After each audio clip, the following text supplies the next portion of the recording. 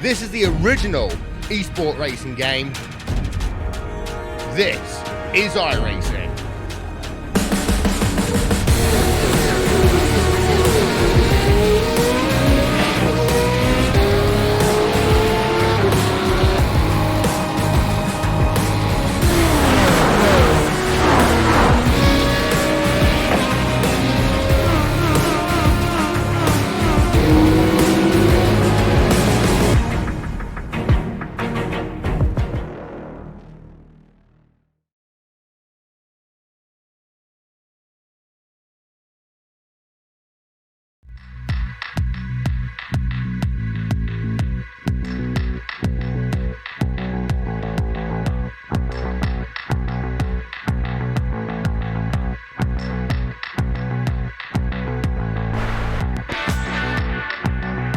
Live tonight from the virtual Daytona International Speedway, we say good evening, sim racing fans, and welcome to round number 9 of the 2019 Ricmotech Cup Series on LSR TV and the iRacing Esports Network. It's Steve Bonesteel here and Gary Weaver with Hugo Louise behind the scenes as we get ready to go racing for 250 miles here tonight at Daytona International Speedway. Under the lights here for the Ricmotech Cup Series, we've got 20 plus drivers getting ready to go racing here tonight. It's going to be a good one. And Gary, as we get ready to head down to the grid, what do you have to look for here tonight at Daytona? It's completely different. It's almost a lottery race, but what do you do as a driver to keep yourself out of trouble? As a driver, and to keep yourself out of trouble, you just have to play it safe as much as possible with the 75% fuel limit that we have here at this track. It's going to be a little bit of conservative play here in terms of racing. You have to stay behind somebody, find someone to work with, and then just hope that you make it to the end and avoid the so dreaded and unfortunately well-known big one. Yes, the big one here is very... it's unpredictable and you never know when it's going to happen. Pretty much the only place that's safe here at Daytona is sitting somewhere on pit road or even perhaps in the garage area. And as drivers are getting ready to wrap up qualifying here, we've got a few minutes before we get ready to go racing. Taking a look back, last week we had a heck of a race. We saw a lot of strategy last race, and looking ahead towards Daytona, strategy changes here as you've got to really focus on who you're coming down pit road with. You can't do it alone here at Daytona, whereas at Dover and Indianapolis, those other tracks, it really doesn't matter. You can kind of do your own thing. But here at Daytona, if you come down pit road on your own, or if you come down pit road with a group of drivers and somehow don't come off pit road with them, you're going to find yourself in a lot of trouble. So Gary, when it comes to pit strategy, what type of pit strategy do you want to choose here at Daytona, especially with 75% fuel? Of course, the fuel mileage going to be a little bit less, probably around 30 laps or so. So how does that change a 100-lap race? Definitely changes it a lot. You have to make sure, and you have to coordinate with someone that you're working with or someone that you've really never worked with to say, hey, what's your idea? What are you planning to do for this pit stop? So for me, personally, I tried and stretch it out as much as possible to, well, that possible 30 laps and then pit literally on that lap, or at least as it's being completed. Just make sure and also just hope that somebody's with you. But like you mentioned with the pit road and not only coming down slow or not, if something happens, well, that something happened could be more than most likely on pit road entry. You have to be careful coming on the pit road off of turn number 4 down onto the apron, slowing down the pit road. Don't, make sure you don't lock up the tires or end up rear-ending somebody in front of you or going a bit too slow. And it's just a whole lot of factors that can happen, really. Yeah, definitely. And as we get ready here, drivers wrapping up qualifying, still getting ready to head down to the grid. Michael Mueller last week in the number 27 machine was able to come away with the win. We saw a lot of different drivers have hills and valleys, of course, at Dover. Bryce Senesac was one of them. He chose the strategy route as something we've seen multiple times out of him this season. Unfortunately, he couldn't quite get the win, but he held on for another consistent finish, and that keeps him on top of the leaderboard as we move closer and closer to the chase. He's actually going to be followed up by Alan Fox, who lost the points lead. David Elliott's going to be right there behind him, followed by Tyler Holman, David Weishart, Travis Pryor, Michael Mueller, Rob Haynes, Darren Clement up 4 positions to the 9th position in the point standings. Jerry Glenn in 10th in the points, followed by Ed Morris and M. Scottless Rambler, who has been hard charging over the last few weeks. He's in 12th, and that is the chase cutoff right there. So right outside of the chase cutoff, you've got Joshua Gillen, Nick Hunt, John Sterling, Tommy Haynes, Randy Perdue, Bobby Tinch, and Gary May. And then Joshua Gillen, he's been up and down just at that chase cutoff point, and then Nick Hunt has strung together a couple of solid finishes here. And then next week we go to Kansas Speedway, a completely different beast from what we're going to be watching here tonight. So we'll just have to see some of these drivers right at that chase cutoff. If they have a bad night tonight, Kansas Motor Speedway, it's going to mean everything to them here. And if you have a good night tonight, you've got to really maintain next week. And really, a lot of these drivers from about 8th on back in the points, very, very tight. And we'll just have to see here. Daytona, I mentioned it. It's a lottery race. You can only do so much. You can only do so much to avoid the big one. If you have 15 cars blocking the track, you better hope that you get on the brakes early on. And you just never know, like I said, when it's going to happen. It could be lap 10. It could be lap 95. It could even be lap 100 on the white flag. So here tonight, as we get ready here, we've got 100 laps, 250 miles on the board, probably about 3 pit stops, and we'll just have to see how the cautions shake out. And so that if those cautions do happen, that they happen usually at least just right around the time that somebody would need a pit stop. So something, say, lap 25, if you'd had to pit then, I'd probably take that just in case. That's also another thing, is that the cautions can really shake it up, and you have to question yourself, wondering, should I pit, should I not pit, should I stay out? And then it's usually just a decision of seeing what everyone else does and then just going with that decision, especially during a caution.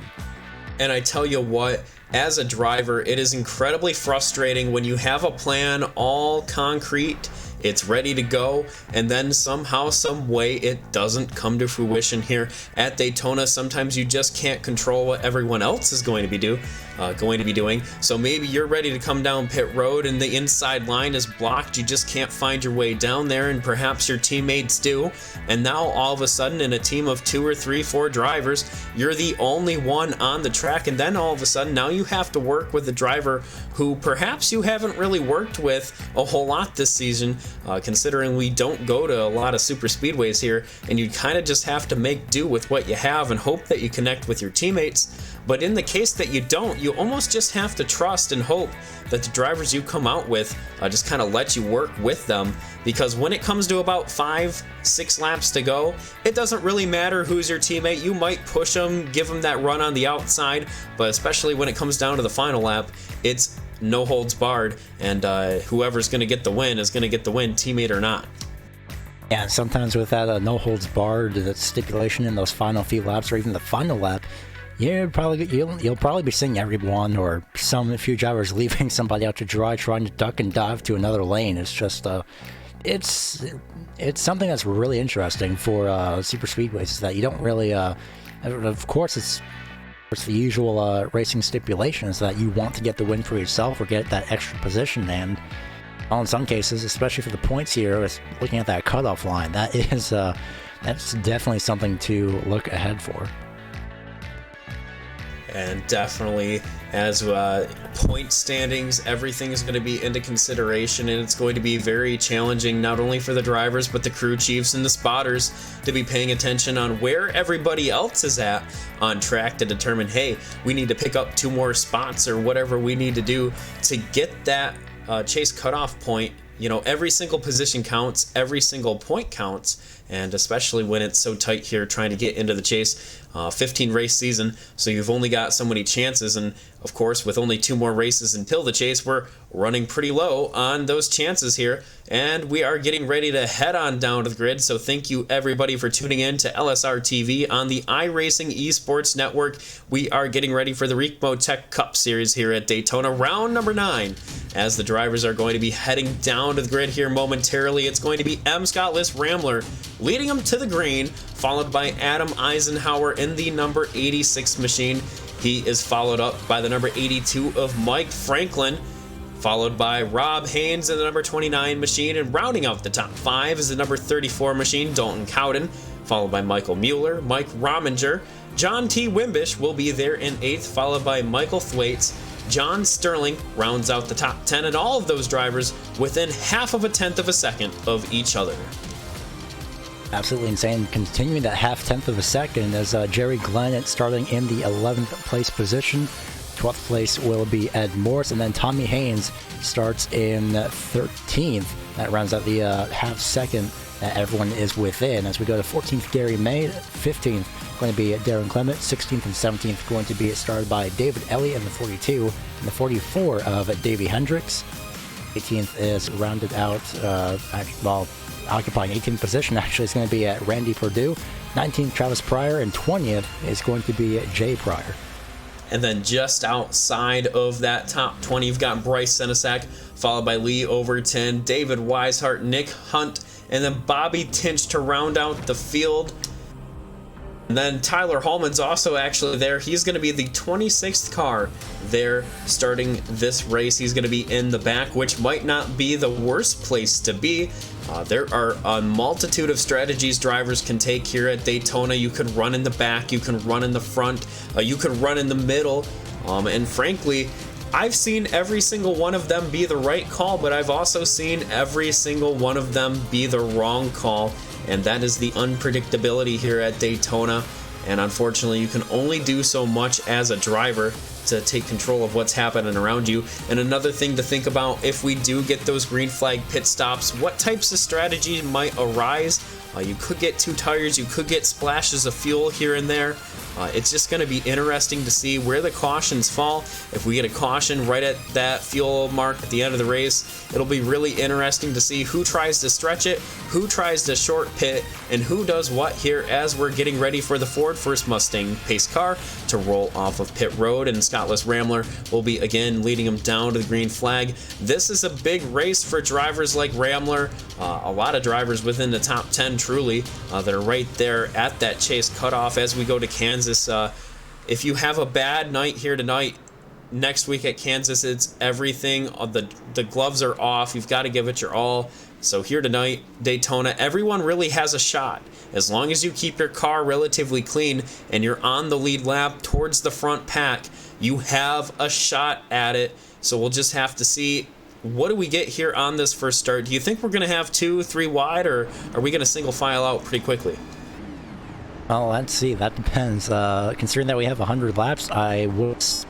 Now we'd have at least double file for a little bit, maybe some 3 wide in the back, but let's hope not. But definitely will be single filed out a little bit ways into the run, because you don't really want to push anything too early on. But we may be seeing the outside lane come and go every once in a while throughout these first few laps.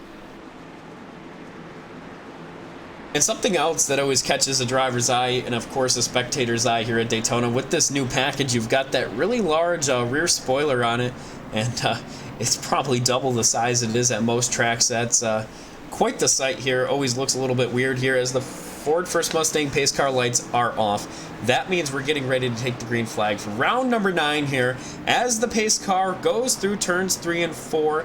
All of the drivers are ready. They're trying to work through with their teammates. How do we get together? What do we need to do here on the start? And of course, everyone's a little bit nervous here as the Ford First Mustang pace car comes off of turn 4. He's going to be making the hard left turn here momentarily down pit road. We're going to be getting the green flag for the first time here tonight. In round number 9, there goes the pace car. The field goes to Rambler.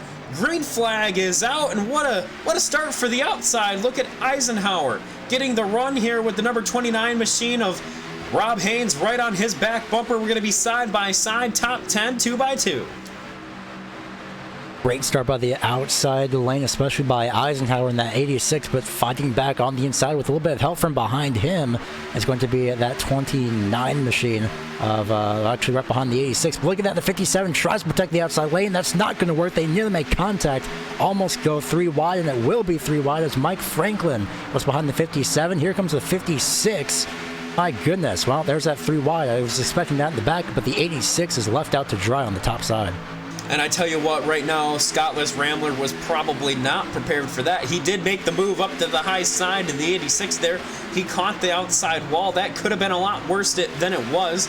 But the top 5 does go single file there. The 86 gets left on the high side. He's going to be trying to drop down in front of Mueller. Mueller's not going to let him do that, and they go single file there with the 86 trying to go on down to the inside line. But Mike Franklin leads the first lap here at Daytona after starting in 3rd, and we almost had calamity in front of him, and now he's got a big push from John Wimbish. He started in 8th. Absolutely insanity, but from Mike Franklin. Actually started in the 3rd place position. He was directly behind the 57 of List Rambler, actually. So that moment that the 57 moved up top, you have the 56 of Wimblish just come. Oh, well, Wimblish, yes. Apologies for that, but my goodness, it's just a lot here on these first few laps, and just like that, it's immediately sorted out. So not only the 82 of Franklin, but also the 56 who did start in 8th. He just came flying up from out of nowhere, capitalized on that situation, and immediately got right behind the 82. Yeah, I'm not going to lie, I'm pretty baffled there. We saw that 2 and 3 wide down the back straightaway, and I thought, hey, we were going to see that for the next 5-6 laps, and then all of a sudden everybody dropped down to the inside line. Mike Franklin, of course, leading it. And really, the entire field's gone single file already. Looks like a couple of drivers, Dalton Cowden in the number 30 Ford machine, he dropped back outside the top 20. Probably a strategy call there, trying to stay out of trouble. But I tell you what, if we stay single file like this, we might see longer green flag runs. We'll have to see here as we have one car challenging on the high side there. That's the number 61 of Lee Overton, and he's got help coming behind him in the number 17 of Tommy Hayes on contact.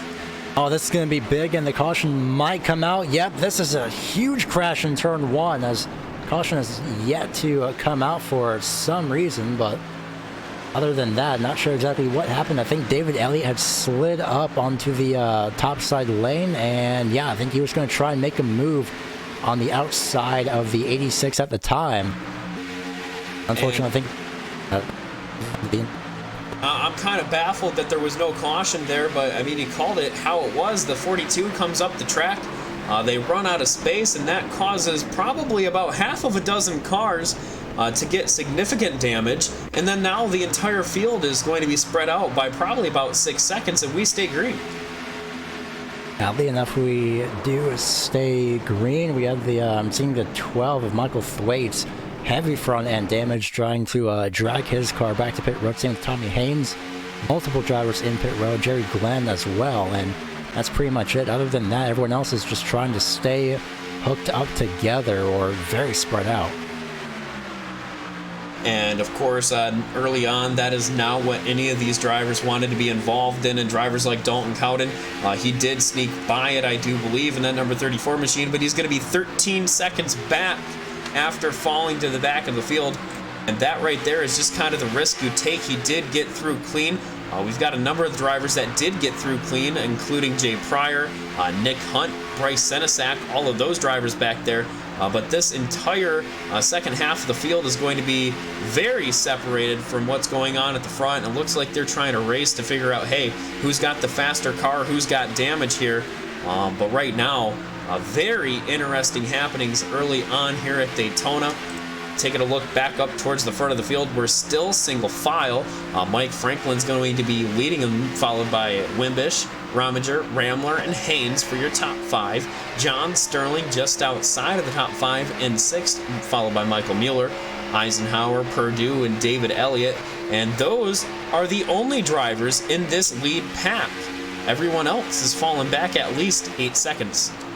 And somebody who's really not in a good spot is the 11th place driver, Ed Morris, in the 7th. He's in between both packs, and right now, well, it's better off that he's actually falling back to this double file pack from about 12th all the way through to, looks to be 24th. So, in a sense, this may actually play into the advantage of Ed Morris. It's just one extra car in that pack, and if they can get single file, they can probably catch up back to that top 10. They're already sorting in single file just like that, so it may happen sooner than we think.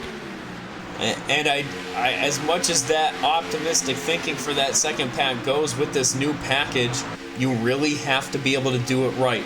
As soon as you get about 3 or 4 seconds back, as long as you stay organized, it's a very doable thing. But as a driver, it's got to be incredibly discouraging to be this far back with only a handful of laps on the board. And really, I'm watching right here, Gary May, he's back in this pack. He's kind of leading a second little satellite pack with a little bit of damage there. But then you got the Pryor boys. They're right there in that lead pack of this second pack. And no one's really looking all that organized. Everyone's just kind of moving all over the place. You got Bryce Senesac pushing on the high side with Nick Hunt. And they are continuing to fall back. They were 12 seconds, and now they're 14, coming to 15 seconds back. And that right there, optimistic thinking is only going to be able to get them so far.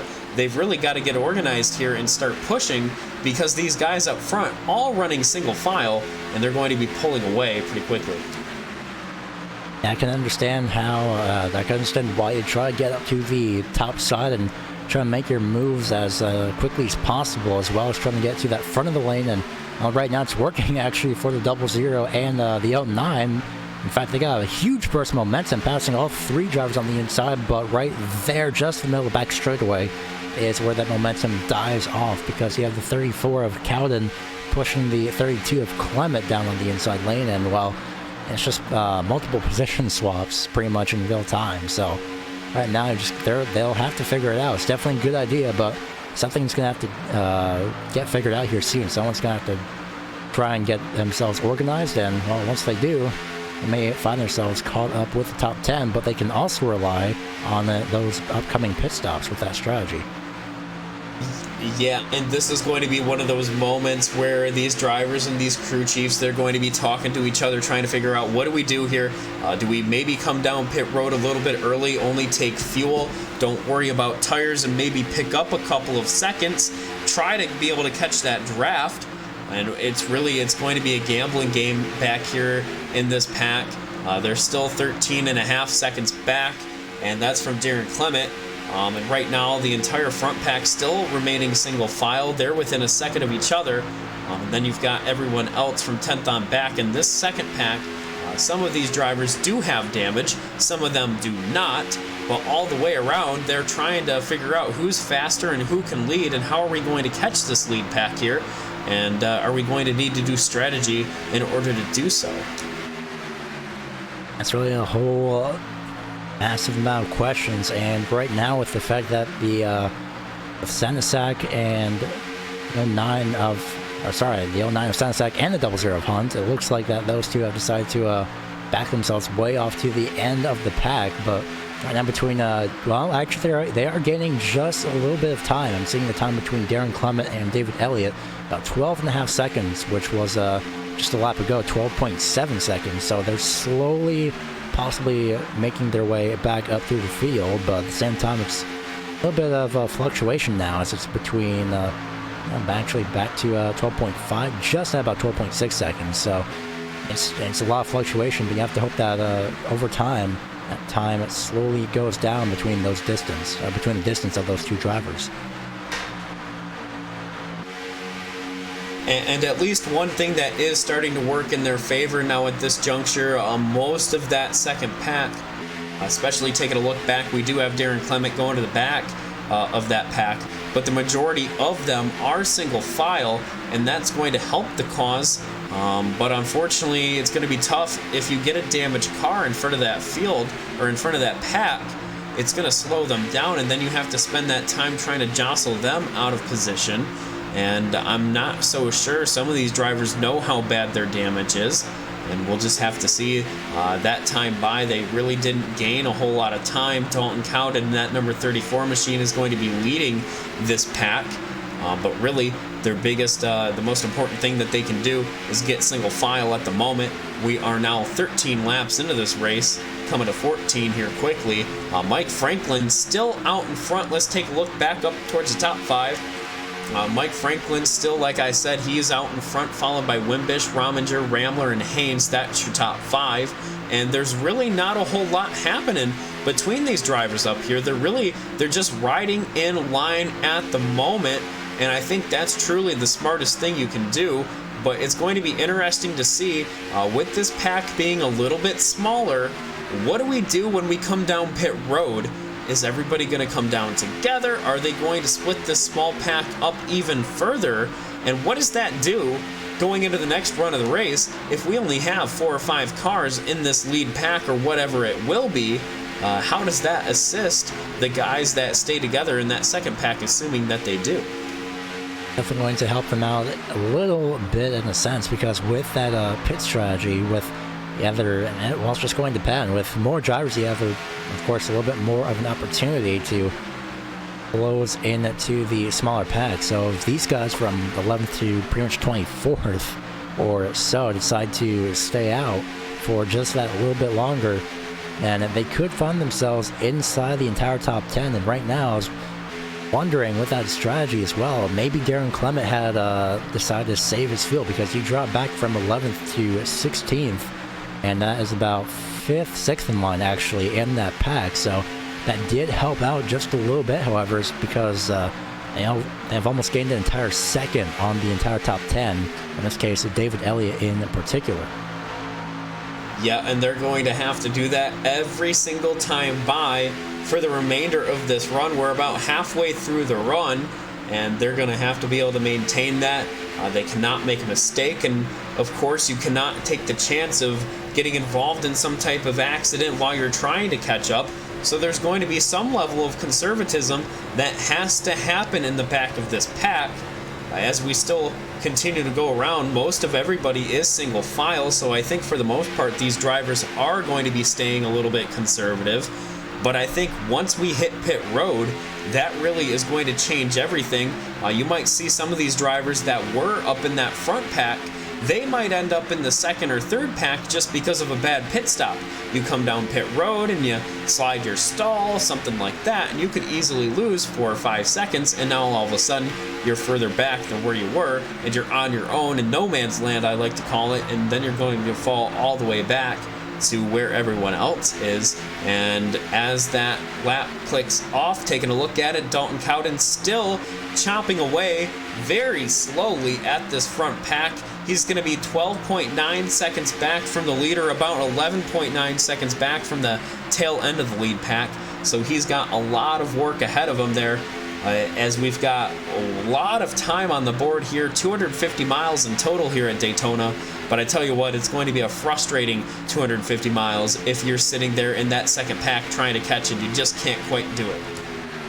Yeah, it's definitely going to take a lot of work and a lot of, not exactly teamwork, but more mutual work, I guess, is, I don't even know what I was trying to go for, but definitely a little bit of mutual agreement. There we go. That's what I was looking for. Mutual agreement is needed between all of these drivers to try and just chomp at the bit, just take that time down as much as possible. And the thing that that may actually be a good strategy from what I see him is that when Darren Clement backed off, I don't know if he's trying to save fuel or just trying to play a little bit of a little safer role, but he backed off a little bit, and that gave Dalton Cowden control, which means they did slowly start to make their way back up. So if the front driver backs off, goes into the middle of the pack, then maybe a little bit of a fresh car with a fresher engine, someone else to push, someone new at pushing the driver in second place or in first place in this pack, then that means they could slowly rotate through every single driver in this pack and catch up. But that may not be needed because they just took out about 10th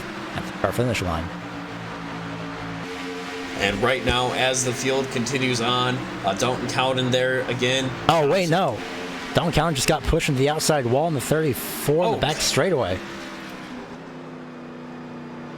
Not sure what happened. It looked like a bit of net code there, some type of mechanical failure there on the 34 machine, and that's not going to be a caution, but that's going to kill every little bit that second pack gained is gone just like that. My goodness, yeah, that's definitely some net code there. I thought I got tagged by a 7. Sometimes that is the case to happen when you're pushing a little bit too hard. I'm looking through right now at the timing, and it looks like that that definitely did lose them a lot of time, about 0.3, about 0.3 of a second, actually, as you see the replay there, of the incident with the 34. No one else was really involved in not seeing any damage on the 7 of Ed Morris's machine, so that's one way to rotate through, but not exactly the best way to rotate through here for this second pack, as we have Travis and Jay Pryor Still in their same starting positions in a sense, but just moved up through the field as somebody has backed off in the back. Nick Hunt and Bryce Senesac, both the 00 and the L9, have decided to go down the pit road a little bit early on, lap 20. Actually coming to lap 21 there into pit road. So both of them smooth in. No, the 00 Nick Hunt really overshot his pit stall by about 2.5 stalls, 1.5 stalls or so from that 00, locked up the tires, and that's definitely going to hurt him and the 09. Yeah, that right there is going to be tough. Nick Hunt still sitting on pit road as Senesac drives off. And that right there, that is what I was talking about earlier on. You come down with a small pack or just 2 drivers, and now all of a sudden you're separated, and all of that time that you might have been able to gain is going to be lost because you're going to have to wait to get drafting help here at Daytona. And unfortunately now for Senesac and of course the 00 machine, you guys are separated, and now they're going to have to figure something out, as it's also going to be tough to get off of pit road here.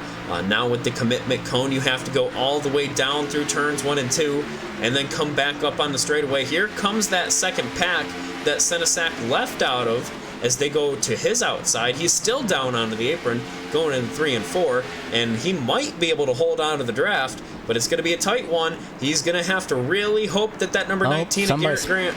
Somebody spun the infield entering pit road. That is the 9 of Mike Rominger. I was seeing on the timing that drivers are going down to pit road. I was wondering why the positions. Oh, he made contact as well and sped actually on entry.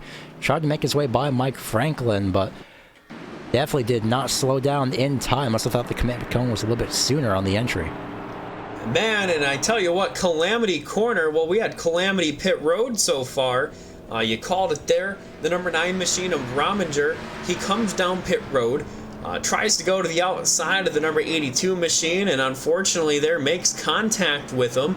And just like that, he's going to get pushed right outside of pit road. That number 9 machine goes around. He might have stalled it out there for a quick second, but he's going to lose a number of positions, and he's also probably going to have the black flag. Yeah, so it's a multitude of not really the best type of thing here for the number 9 machine of Rominger. I'm seeing, the entire top 5 in pit stops. So it looks to be here. Mike Franklin should be cycled through into the lead here, provided the top 5 enter out in time. However, that's not going to be the case as they have actually exited pit road, so they'll catch up. Got help from the 56 of Wimblish. They may just get them just exiting turn number 2 here. And I tell you what, pit stops here early on. This has been probably just as interesting as that big little pileup we had with no caution. This is the biggest changeup we've seen so far. And we've got a number of drivers that made a little bit of contact, had rough pit road adventures, we'll call them. The 00 was one of them. Bryce Senesac is another one who got abandoned. Of course, Rominger there, who ended up going through the infield grass. So like we talked about here at the beginning of the race here, pit road strategy, it's going to be very important tonight, even though it's not a fuel strategy type race. Making sure you make it down on the pit road and then make it back off of pit road is essential here at Daytona, as it looks like Franklin will be making his way back up to the lead with Wimbish right behind him, Ramler, and then now the 29 machine of Rob Haynes is behind him. You have to look back a little bit further, another second or so, for John Sterling, David Elliott, and then a couple of other drivers right there who have been able to get back together after coming down pit road. And interestingly enough, throughout all this, Ed Morse is actually still in the 11th place position.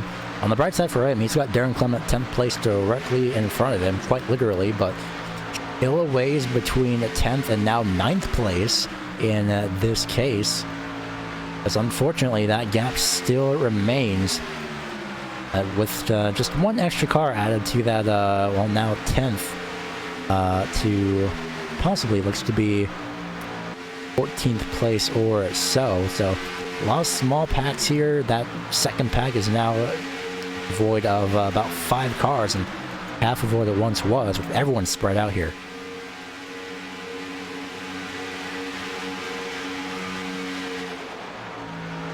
Right now, Ed Morse continues to lead. Actually, Darren Clement continues to lead that pack as they enter turn 1, but right now we have the entire top 9 drivers making making their way off of turn before. It's still Franklin and Wimbish positions 1-2. Rambler third. Rob Haynes back to where he started. He's in fourth place. John Sterling is in fifth place. We have Elliott, Eisenhower, Mueller, Purdue rounding out the fifth through ninth place, or sixth through ninth place, and Darren Clement rounding out the top 10, although he's got Ed Morris right behind him, so we'll see if that is possible to close the gap. But right now I'm seeing 16.7 seconds, unfortunately.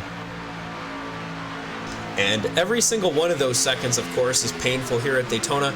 But for Ed Morris, right now riding around in 11th, every single one of those seconds is very painful as well, because he needs to pick up a couple of points here to make himself comfortable going into the chase. He's right there on the cut line. So is Rambler. Rambler's looking okay. Of course, Nick Hunt just had that rough pit road adventure, but John Sterling, as they run right now, I think if John Sterling can keep it up, he might be able to bump someone out of chase contention if we were to finish as we stand right now here on lap number 28.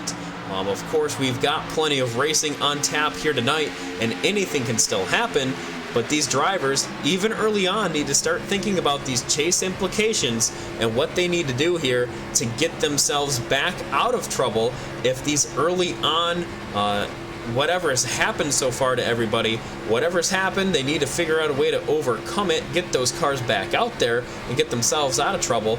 And for drivers that have been mired back in traffic and they're now 20 plus seconds back, they've really just got to be patient and hope for a yellow flag or some type of big mistake out of the lead pack, because it's going to be very hard to make up, let alone 17 seconds. Now you think about 24 seconds, that's almost half of the distance around the track here at Daytona International Speedway. That half distance is very crucial, but right now it doesn't really seem to be bothering pretty much anybody. They're all riding out single file, and that includes the first and kind of second pack. Second field of drivers isn't exactly a pack. It's a small pack in a sense, but there is 10th through 14th, and then a little bit of ways back with no one in between. It's 15th all the way through kind of 19th if Travis Pryor can get back up to the back bumper of Garrett Grant. That is for about 18th and 19th position respectively. Yeah, taking a look at the second pack of drivers that we have here, Darren Clement is leading that pack, followed by Ed Morris, Bobby Tinch, David Weishart, Hallman, and Senesac there. Those drivers all just kind of riding right now. They are 16 seconds back. Actually, Senesac is not in that pack. We've just got these five on our screen right now. So Darren Clement's got that big push from Ed Morris. They are starting to make a little bit of a gain each lap. But of course now, when they came down pit road, they were 13 seconds back, and now they're 16 and a half seconds back from the leader. So every time they have something happen, it gets a little bit tougher and a little bit tougher to make up that time, and now they only have a small pack of drivers to do so. It looks like they're doing the best that they can, and that time by, they did clock off another 2/10 from Randy Perdue, who's leading, or the last car in that lead lap pack there. But they've got a lot of work ahead of them, and I really think it's going to take a caution for these guys, because you're going to be pushing, you're going to make up that time, and then you come down pit road and you probably end up pretty darn close to where you were that first run. Yeah, and actually looking at the time right now, both between Clement and Purdue, but as well as the actual lap times, I'm going to hold off actually on the lap times, but for sure going to mention the time between Clement and Purdue, which is 15.2423 seconds, and that is continuing to fluctuate the more that these drivers go around this racetrack. In terms of lap times, however, it is, well, now the fastest lap on the racetrack set by, well, Darren Clement.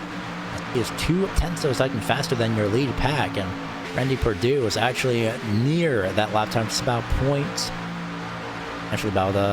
taking this off the top of my head, about 7 thousandths of a second or so, give or take a thousandth of a second off of the time of Darren Clement. So very, very close lap times, but that 0.2 per lap is actually helping these drivers close in on that lead pack. So now at this point, Gary, I do have to ask, if you're one of the drivers that are not in that lead pack of cars here, what do you do? Is there some type of pit strategy, or truly do you just have to wait it out and hope for the best? Of course, that second pack is a little bit faster so far, but like I said, by the time they catch up to where they were before pit stops, it looks like they'll probably end back up where they were at this point. So how do you get caught up after such a interesting start of the race? Definitely hope for a caution, but at the same time, just play it safe as much as possible. Stay behind the driver that is in front of you. Just stay with the pack that is closest to you, whether you're on the lead lap or a lap down or just whatever. In this case, for the second pack, I'd definitely say and help suggest that swap drivers in. We swap the front driver out once in a while again. Going back to that, just have to hope that the second driver pushing doesn't push too hard and pretty much blows out the engine. And well, so far we haven't seen that yet, but also with the pit strategy is that we've seen drivers come in at lap 23, not even lap 30, so these drivers may have to make 4, maybe 5 pit stops, but definitely 4 if it will be, in that case, 23 to 25 laps on their fuel tank. And for the drivers that are up in the lead pack, Mike Franklin still pretty comfortable out in front of the field at this time. John Wimbish, he is right there still on his back bumper, as he has been since really the drop of the green flag. Scottless Rambler is right there in third position, followed by Rob Haynes and John Sterling to round out the top 5. David Elliott's up there as well, followed by Adam Eisenhower, Michael Mueller, and then Randy Perdue. That's your top pack, and then rounding off the top 10 is the leader of the second pack, Darren Clement, 15.5 seconds back from our leader as of now. That's 14.5 back from Randy Perdue, is on the tail end of that pack, actually, with 2 lap cars behind him. That is Mike Rominger and Jerry Glenn, both of which are 21st and 25th respectively, so they're not even racing for position. They're just trying to help out more than likely, but it doesn't seem that the distance between Randy and Franklin are pretty much an entire second, but that's how much it is, and it doesn't look like it, but it's definitely a lot for sure. It's very interesting to see the 1 second in physical form. And taking a look right now, we do, like you mentioned there, we do have 2 cars in this lead group of drivers that are not on the lead lap. Of course, Mike Rominger, who had that spin into the infield trying to get down on pit road, he is there. He's running right now in 21st, but ahead of him in the number 10 machine is Gary May. He is the first car 1 lap down, so should a caution come out and he's not involved in it, he will be back on the lead lap. And then of course Rominger has to make that tough choice. Do I take the chance and stay out and try to take a wave by if it becomes available, or do I come back down pit road and hope for the lucky dog the next time a caution comes out? Thus far we have not had a caution, and we're 36 laps into this race, so I have to question, when are we going to have one? And another one of the things that we mentioned is you just never know. It could be lap 50, it could be lap 60, it could be lap 98. We have 4 chances at a green-white checker here tonight in the Ricmotech Cup Series here. So if we do get those late race cautions, you never know what's going to happen. We've seen it earlier this season at Indianapolis. We saw drivers come from 20th all the way up to the top 5. So here at Daytona, I expect to see the same here if we do get those late race cautions. Now, these late race cautions, it's definitely going to play into how some of these drivers actually view their strategy. And well, he did mention Gary May. I'm looking for him on the racetrack in comparison. Well, he's directly behind the leader right now, almost quite literally directly behind 4th place. But actually, no, that is Dalton County in 22nd. That is what these leaders are approaching on. So I was going to say Gary may have to worry about that, but at this point, I mean, he's fine. He'll just have to stick it out right now and hope for the best, like you mentioned, hope to get that wave around as well, as these drivers go around on the outside lane. And I see the number 9 peeking down to the inside, a little bit of double wide here, a little bit of reshuffling as well going on, but they all managed to, for the moment, make it safely around the driver. And you really do have to feel for the number 34 Dalton Cowden there in that machine. Not sure what happened, some type of mechanical issue there earlier on in the race, and unfortunately he got that bump put him into the outside wall, and that is how he ended up. Now 2 laps down with a damaged machine. Mike Franklin and everybody up in this lead pack was able to navigate around him. Now taking a look back, Darren Clement in that number 32 machine, 14 seconds back. Taking a look all the way back there, that pack of 5 cars still trudging along here, coming to lap 40 for these drivers. They are trying to track down the leaders, 14 seconds back. They have a lot of work ahead of them, and I still do say that I fear that by the time they get to probably around 12 seconds or so, they'll have to come back down pit road yet again, and everything that they gain could easily be lost. But at the same token, you could have a driver or two up in that front pack have some type of issue as well, and you get a caution, or you get a little bit closer up to that front pack, and then you're able to get the draft a little bit quicker. Maybe the front pack gets a little bit smaller, and now everybody starts to draft back up to each other, and these guys could be back in the action. Right now we have 19 cars on the lead lap. Garrett Grant is the last car on the lead lap at the tail end of the second small pack we have going on here, and I will take a moment to take a look at that. It's going to be Nick Hunt leading this second small pack here, a little bit further back than the last one. Actually, probably about double the distance back from the first one that we have there.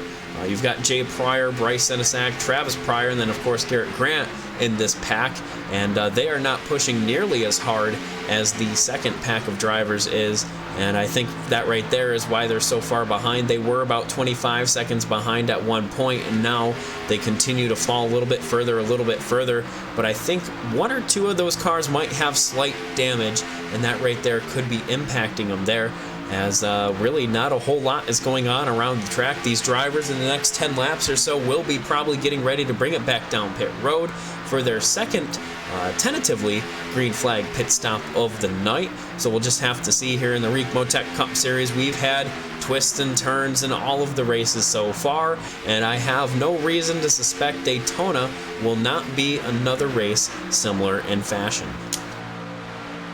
There's definitely no way that's going to be the case, because I'm seeing right now 3/10 of a second, 3/10 of a second between Darren Clement, in terms of lap times rather, and the entire top 9. In fact, Darren Clement is the first driver on the racetrack to be in the 45-second range, and of course, right when I say that, the entire top 5 goes into the 45.9-second range. So, had that for about a half second, at least that lap, that time around. This time around, still 45.721 seconds now, still 3/10 of a second now of an advantage, at least for Darren Clement, between himself and Randy Perdue.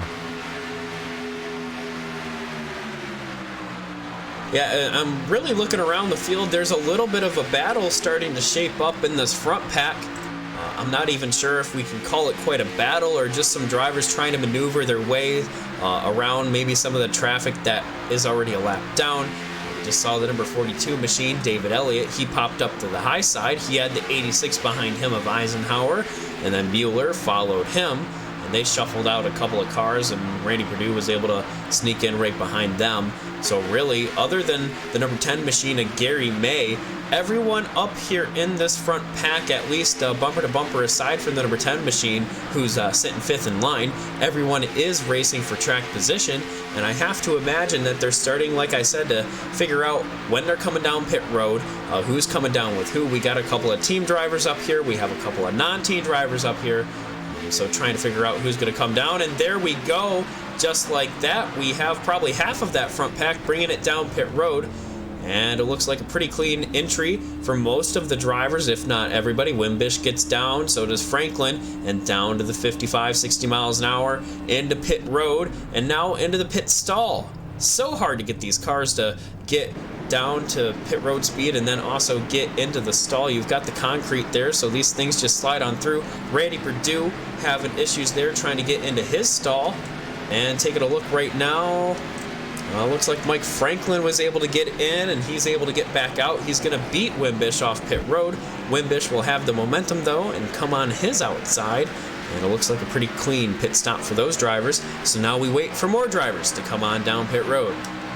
Everyone in that time came from 6th through 18th place, all coming down to pit road. And right now it was just your top 5. Well, they just now had gotten down into pit road. No one had made any mistakes on pit entry. No one locked up their tires. It was very, very smooth for some of these drivers. As John Sterling slides literally into his pit box, I don't think they will take that as well. Also, he's just getting fuel, and while he might not, he'll have to back up into his pit stall, unfortunately, and right now, that is losing him a ton of time. He'll take the left side tires up as soon as he can, and possibly down and away after a splash of fuel, but that definitely hurt his pit stall already longer than the rest of the top 5, 2 seconds longer or so. Actually, on pit road, 10 seconds or so spent on pit lane.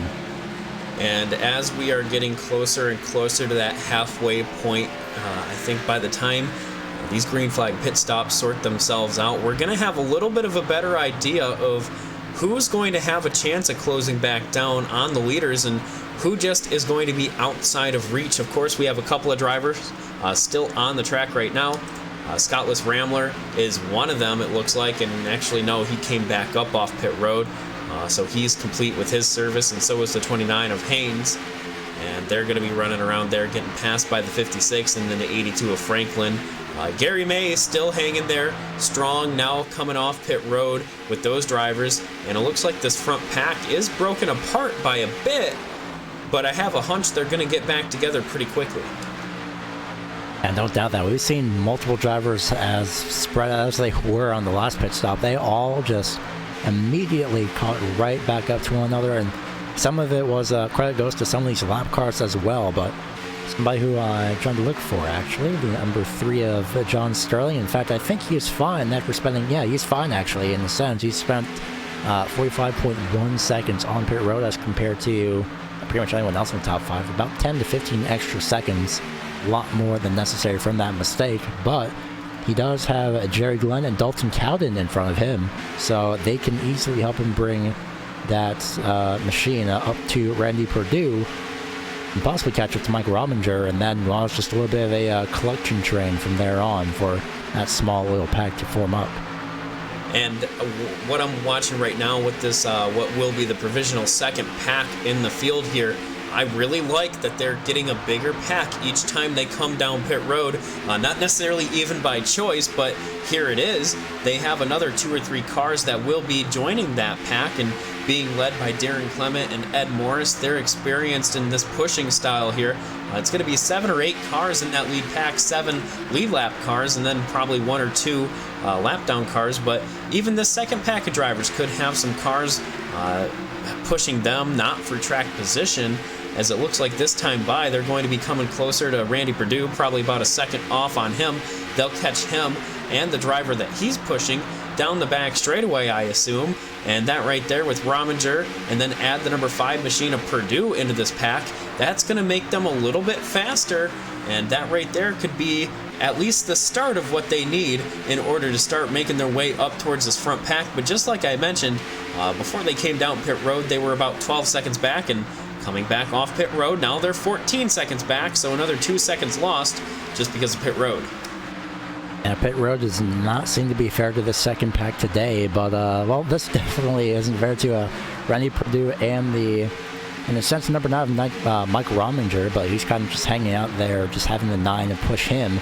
So right now it's not the best for Randy Perdue to have this happen to him, but at the same time, he does have a little bit of extra help if need be, but definitely not an advantage for the second pack overall. It's just every time at the pit stops, they gain a lot of time, and then next thing you know, that time that they just gained immediately gone. They're out to 13 or so seconds between now from Darren Clement and Michael Mueller, so a little bit of another pattern there is that the more that these drivers pit, is that the more we see drivers drop back to the second pack. And let's take a moment to take a breather here, and let's take a look at the Ford Entertainment Group Midway race break here at Daytona International Speedway. Leading the pack right now, John T. Wimbish out in front after Mike Franklin there in second, led the majority of the entire race so far. Then you've got Scottless Rambler right behind him in third, followed by Rob Haynes in the number 29 machine. He's going to be there in fourth, followed by David Elliott rounding out the top 5 in the number 42 machine. He's up there in the front pack. Then you've got Adam Eisenhower, Michael Mueller, last week's winner, Darren Clement.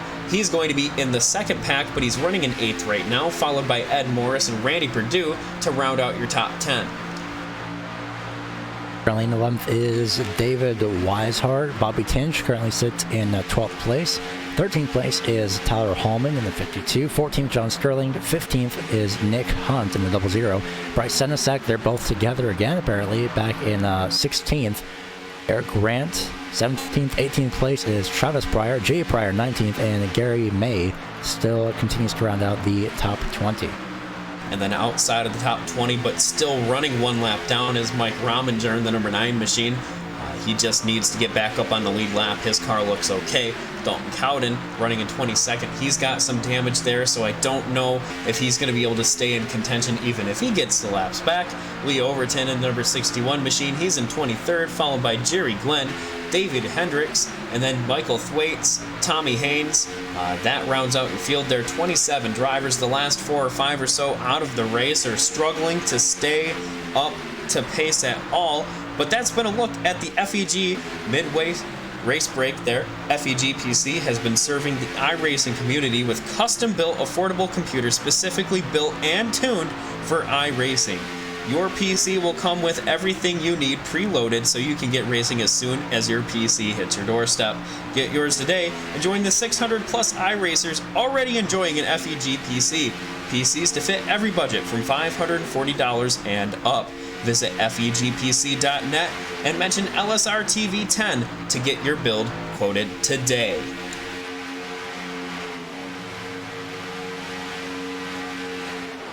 Right now, just looking through the field, still relatively calm for the most part. Somehow, no cautions as opposed to the incident earlier on. But other than that, those few drivers that have been involved are, I believe, out of the race, or at least just still trying to make it to the end as much as possible. But right now, it's still between, essentially now looking through here, possibly 1, 2, 3, 4, 5, 6, 7, probably about 7 to 8 car pack here as compared to the, 7 drivers in the lead field plus a lap car. So it's 8 cars versus 8 cars, give or take a few. And still, that second pack continues to try and just tear it down that time between themselves and at 7th place. And really, I'm surprised how much single file we've seen here tonight, especially within not only this first pack, but everybody else. Darren Clement still trying to get the push up to the lead pack of cars here. But really, the number 82 machine, Mike Franklin, must not be too uncomfortable here, not leading any laps at the moment, with Wimbish now in front of him. Scottless Ramler sitting there in that 3rd position with Haynes right behind him. Really, none of these drivers are racing all of that too hard. As we're past the halfway point, we're probably going to have at least 1, if not 2 pit stops left here with the way that things are falling. So it's going to be an interesting run to the checkers. I think you might see some pit strategy by these guys in this second pack to try to gain a little bit of time, maybe pit early, get a splash of fuel, and see where you end up. But it's really just going to be time will tell here at Daytona International Speedway for the Ricmotech Cup Series, round number 9. We've seen twists and turns all season long, and I'm sure here, just past halfway, we are not done with the twists and turns here tonight. Yeah, there's definitely no way that that is going to be the case, because we have, in this case, a little bit more lap traffic, Travis and Jay Pryor. So Gary May, is possibly going to be a little bit worried here, but if he stays behind the second place driver, Mike Franklin, he'll still be in line to go back onto the lead lap. So at the moment, Gary May does have a little bit of time to worry, because right now, if the caution comes out between pretty much now and himself, between my goodness, the caution came out between the 81 or 80 being stuck between himself and the leader. Well, in that case, that would pretty much ruin his chances at getting into the lead lap once again. But now it's 18th on the back. That is a lap or more down, but I think Travis and Jay are really going to give that up anytime soon. And for Travis Pryor, not being in the best of track positions at the moment isn't too important. He's pretty well safe in the point standings going into the chase. So I think that number 81 machine, he's okay where he is. He's just got to hope, for something to happen. But at the moment, I really don't think he feels too much pressure. But what I think is incredibly interesting is that they're not just falling in line. They're staying double file, which could start to either one of two things, and it's so tough to call it until you start to see the trends. It could either slow this front pack up, or it could speed them up. Quite often I've seen when cars go double file, that actually picks the pace up because there's less checking up that has to happen. But of course, with this new package, sometimes you could see that side draft slow down that inside line, and then that entire pack altogether could be slower. And right now, taking a look, Darren Clement's 13 seconds back, so at the moment, I don't think that double file is hurting this front pack too bad. In fact, that last time by, they gained a little bit of time still on Clement. So right now, this front pack just hanging double file right now, working their way by the priors. It's going to take a little bit of time, but right now I will mention right now that second Ed Morris has been absolutely relentless in being the pushing driver, because he has been behind that 32 for pretty much the majority of this race. He's been behind multiple drivers in the second pack for pretty much this entire race so far, and somehow he's managed to completely hold that car's engine together with possibly a lot of peeking out to the outside, just like he does right there on the entry tri-oval, and again in the middle of that. So he's definitely doing a very amazing job of managing that. Even though he's in 9th place and not with the lead pack, he's still doing an amazing job. Well, Ed Morris, he's pushing for more just than that 9th position. Like I said earlier, he's really fighting for those spots in the points.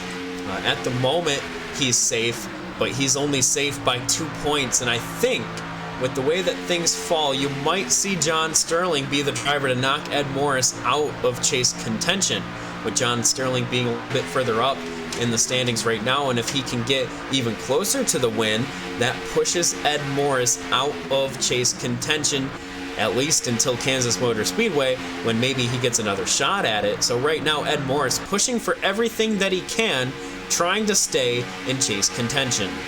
Not only is it Ed Morris, but it's also Scottless Rambler and the 29 of Rob Haynes on the top side. They push the 81 out in front of the 56 and the 82. They nearly make contact. 29 gets almost left out to dry in a sense in terms of lead lap cars, but Scottless Rambler, he is 1 point above the cut line, and already it's like it's not even happening for him. He just made his way back up, or up into first place. Well, back up in the first place, actually, as he is your pole sitter. And while the only driver in the only two drivers in the top 5 to have no positions changed are the first place of Scottless Rambler, third place Mike Franklin, and fourth place Rob Haynes. You're the original drivers that started in those positions. They find themselves back up there for the moment, but they still have, like you mentioned earlier on, a few more laps, possibly 1 to 2 laps left of pit stops. Sorry, 1 to 2 times left for their pit stops. Oh, contact! The 81 of Pryor, sideways. And yep, that's going to be the first caution of the night. I don't think anybody really made any contact. Not sure, at least in the second time, but definitely not the way that Travis Pryor wants that to go. A lot of contact was made between a few drivers as well. And as we get ready to pull up the LSR TV replay there, just taking a look, it looks like the number 10 of Gary May, he kind of came up the track maybe about half of a lane or so, clipped the left rear of the 81 of Pryor, and at almost 190 miles an hour, there's only so much you can do there. But Pryor did an amazing job keeping that car relatively locked down and out of the way. He does have some damage, but I don't think it's going to be race breaking. Of course, he is going to be trapped 1 lap down, but that number 81 machine, after getting knocked sideways there, it looks like it might be salvageable, and like I mentioned earlier on, he's pretty okay when it comes to the points. But right now, that caution changes everything, and we're still going to have one more pit stop under green. I would not be surprised if many drivers came down in the pit road. We're closing in on that territory where you have to question, should you pit now or should you not? But we're not there yet. We have about maybe 25 laps maximum until then, so I wouldn't be surprised if everybody, as it looks like, will be coming down into pit road. But David Elliott, Adam Eisenhower also had a little bit of contact between each other, but nothing too major between them. Oh my goodness, as the 56 was right on the back bumper of Rambler.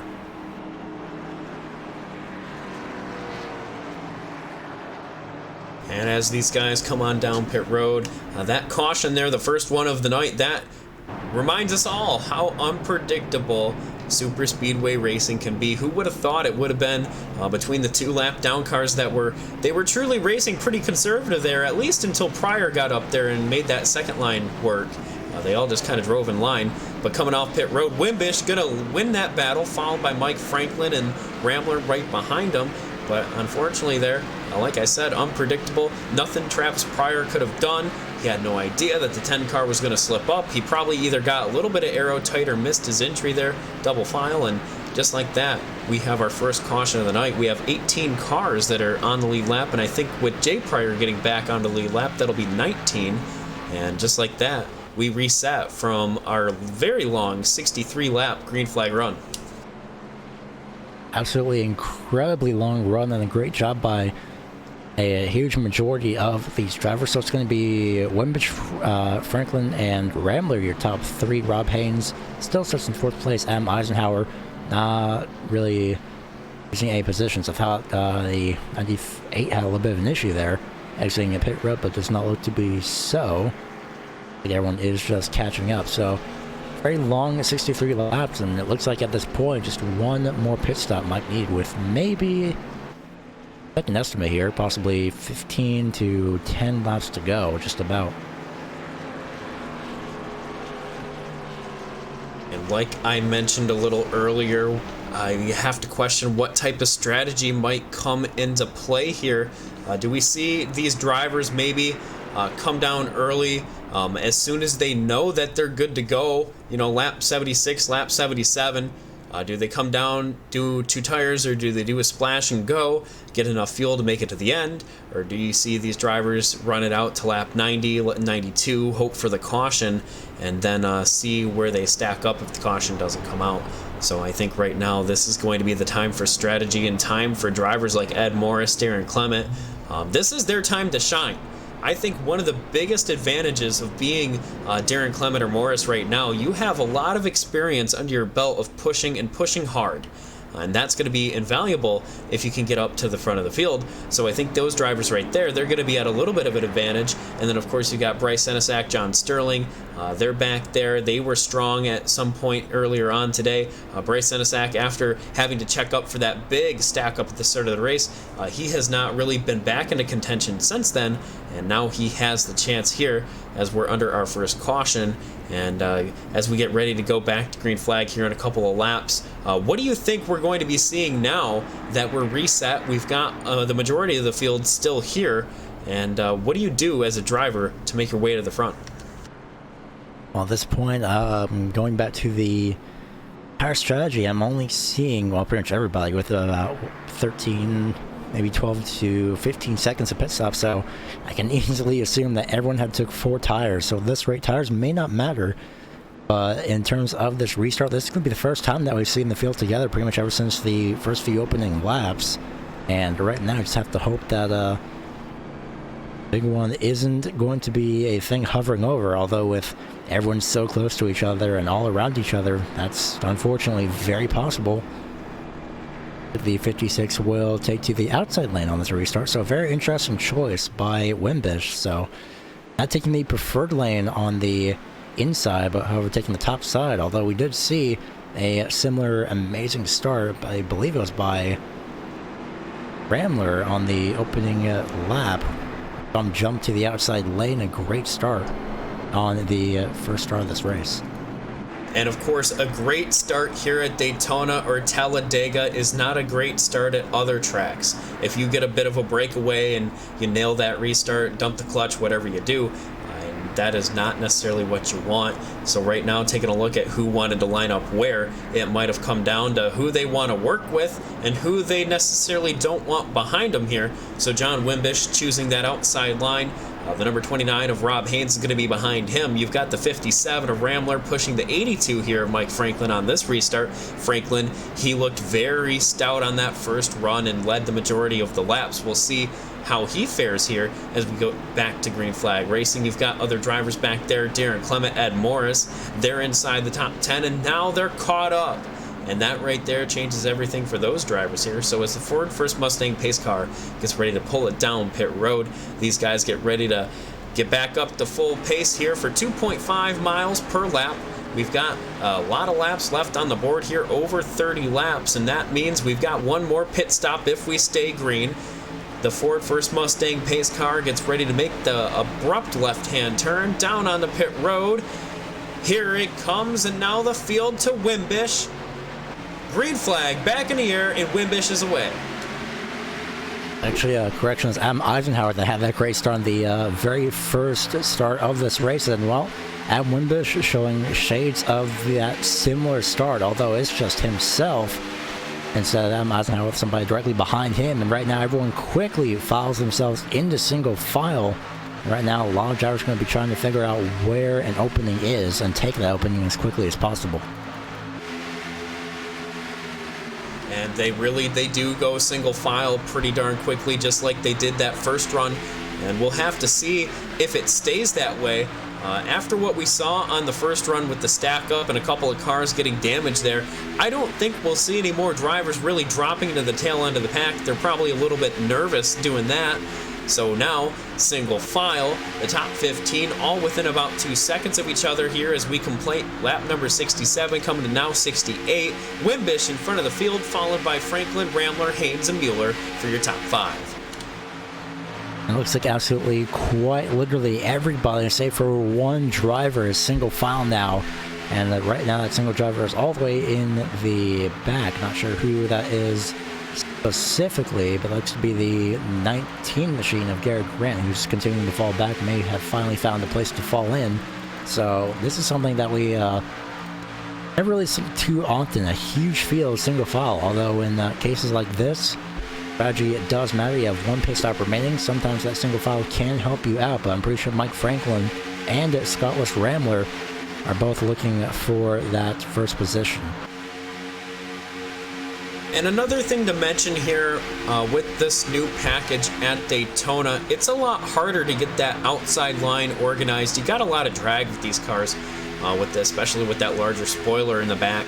So it's tough. If you can't get 3 or 4 guys organized with you, it truly is a single file track here at Daytona. And once you get enough drivers, 2, 3, 4, 5 up there, and you can kind of double up on everybody on the inside, then you can start seeing some progress happen. But it is tough, especially in only a pack of 1 or 2, to go up to the high side and make anything happen. So I think really we're going to be watching and waiting maybe for that last run, maybe towards closer to green flag pit stops should we have them, for these guys to really start pushing that issue on the high side. But right now we have 18 cars within 2.5 seconds of each other. Nick Hunt is the last car directly attached to the pack, and then Garrett Grant is about half of a second off and 18th back there. Yeah, although that may start to be a little bit of an advantage for that 19 a little bit later on. We'll have to wait and figure out if that is going to be the case or not. But either way, everyone else just right now, this is the calm before the storm, essentially. If there even is going to be, well, actually, yeah, that storm in this case would be pit stops or anything else if that anything else does come up. But for sure, pit stops. And right now, it's just everybody riding single file, occasionally peeking out to the inside or the outside to get some air into that engine. But other than that, no one is really going to try and make any moves as of now. And, well, that could go back to your point from earlier. Do you pit early or not? We're closing in on that point of where drivers can pit early, which is about 25 or between 25 and 20 to go. So I'm not sure if we'll see anybody really decide to pit early or not. Try the reverse strategy of that instead of pitting near the end of the run. So it's going to be interesting to see what these drivers choose. If it were me as a driver, and I'm not falling off of this lead pack for any reason, I'm just going to stay. I'm going to wait until people come down. If I've fallen back and I've got 2 or 3 teammates who know that we're strong, we're all going to come down together, I might try that come down a little bit early strategy to try to force a couple other cars to do that, and maybe leave 4 or 5 cars out in a smaller pack to do their own thing. But if we're all tight right up into this pack like everybody really is at this point, I'm staying out until someone pits, and then when they pit, I'm coming in on with them, because I'm going to need every single car on pit road just in case something happens to my drafting partner, and I just want to make sure that I'm coming back out off of pit road in a big pack. But look right now, Rominger and Nick Hunt. Rominger is 1 lap down, Nick Hunt's on the lead lap. Here comes our first challengers on the high side, passing 1, 2, 3, 4, 5 cars. And there goes a move out of the number 86 machine. The number 9 of Rominger goes high. He's not going to push him. Nick Hunt's right there, 3 wide through the tri-oval.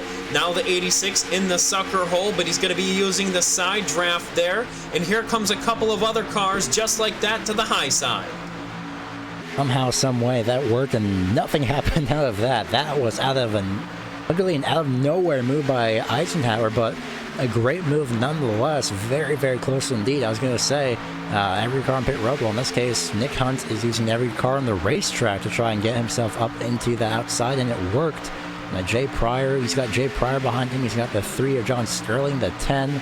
But Gary May actually is back up. I'm not sure if he's on the lead lap or not as of right now. He's still a lap down, unfortunately, as he moves back down to the inside.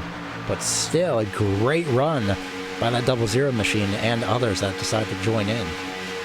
And just like that, you flip the switch and the race is on here at Daytona International Speedway for the Ricmotech Cup Series. We are here. We are doubled up now towards the top 10. We've got a lot of these drivers making their first big push of the night as Ramler to the inside of Franklin. Wimbish leaves open the gap as well, and he's going to shove his way in there. That's going to cause trouble contact going into 3 and 4. They kept it straight. That is absolutely impressive driving by both drivers, essentially, as they make contact again. This is going to be big. This is the big one going into the tri-oval.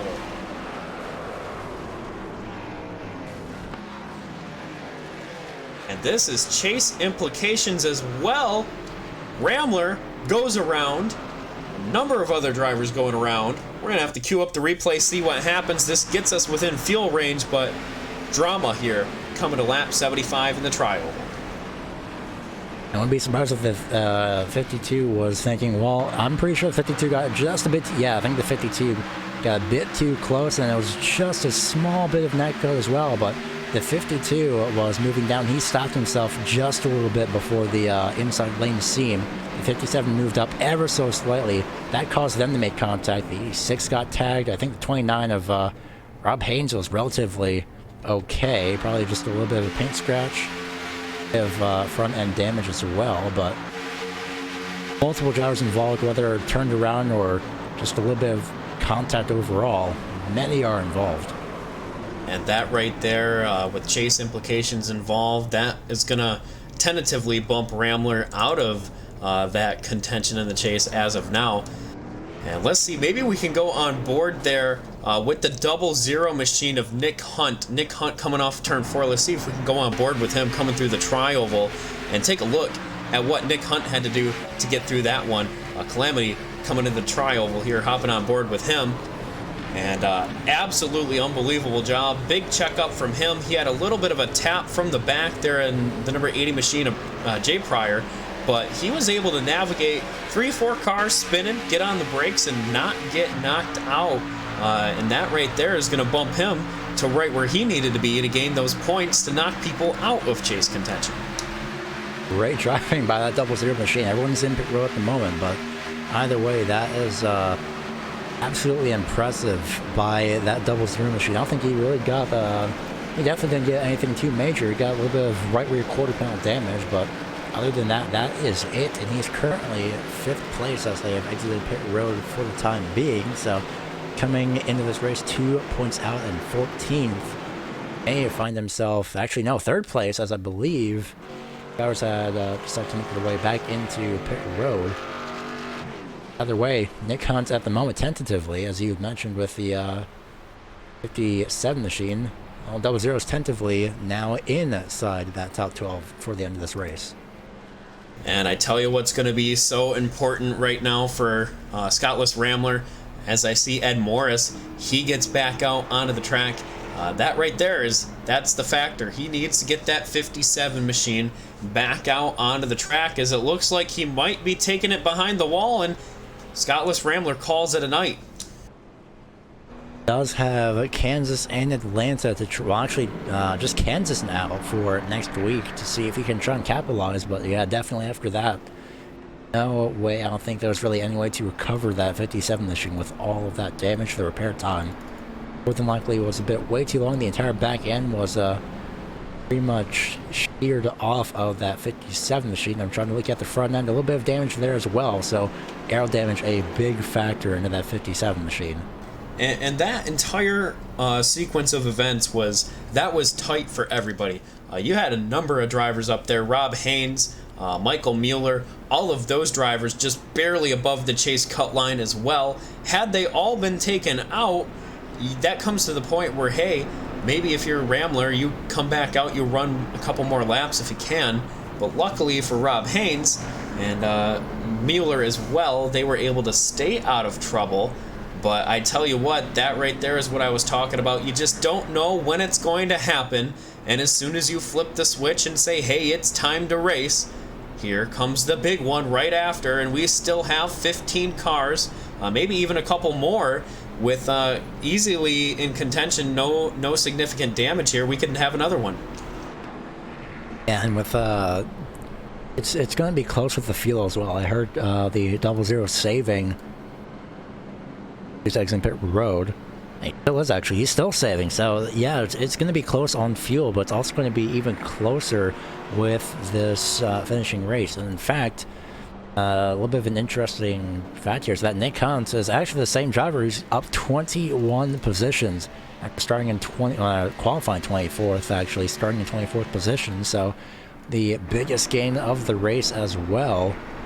Right now, very few drivers have lost positions. So pretty much about 4 or 5 drivers in the top 17 have lost positions. Anyone else is either gained or is in their original position. Ed Morris being as a key driver who's still around 11th place, just hovering about that top 10 place as well. And it looks like we've got Gary May coming down pit road. I think he's back on the lead lap.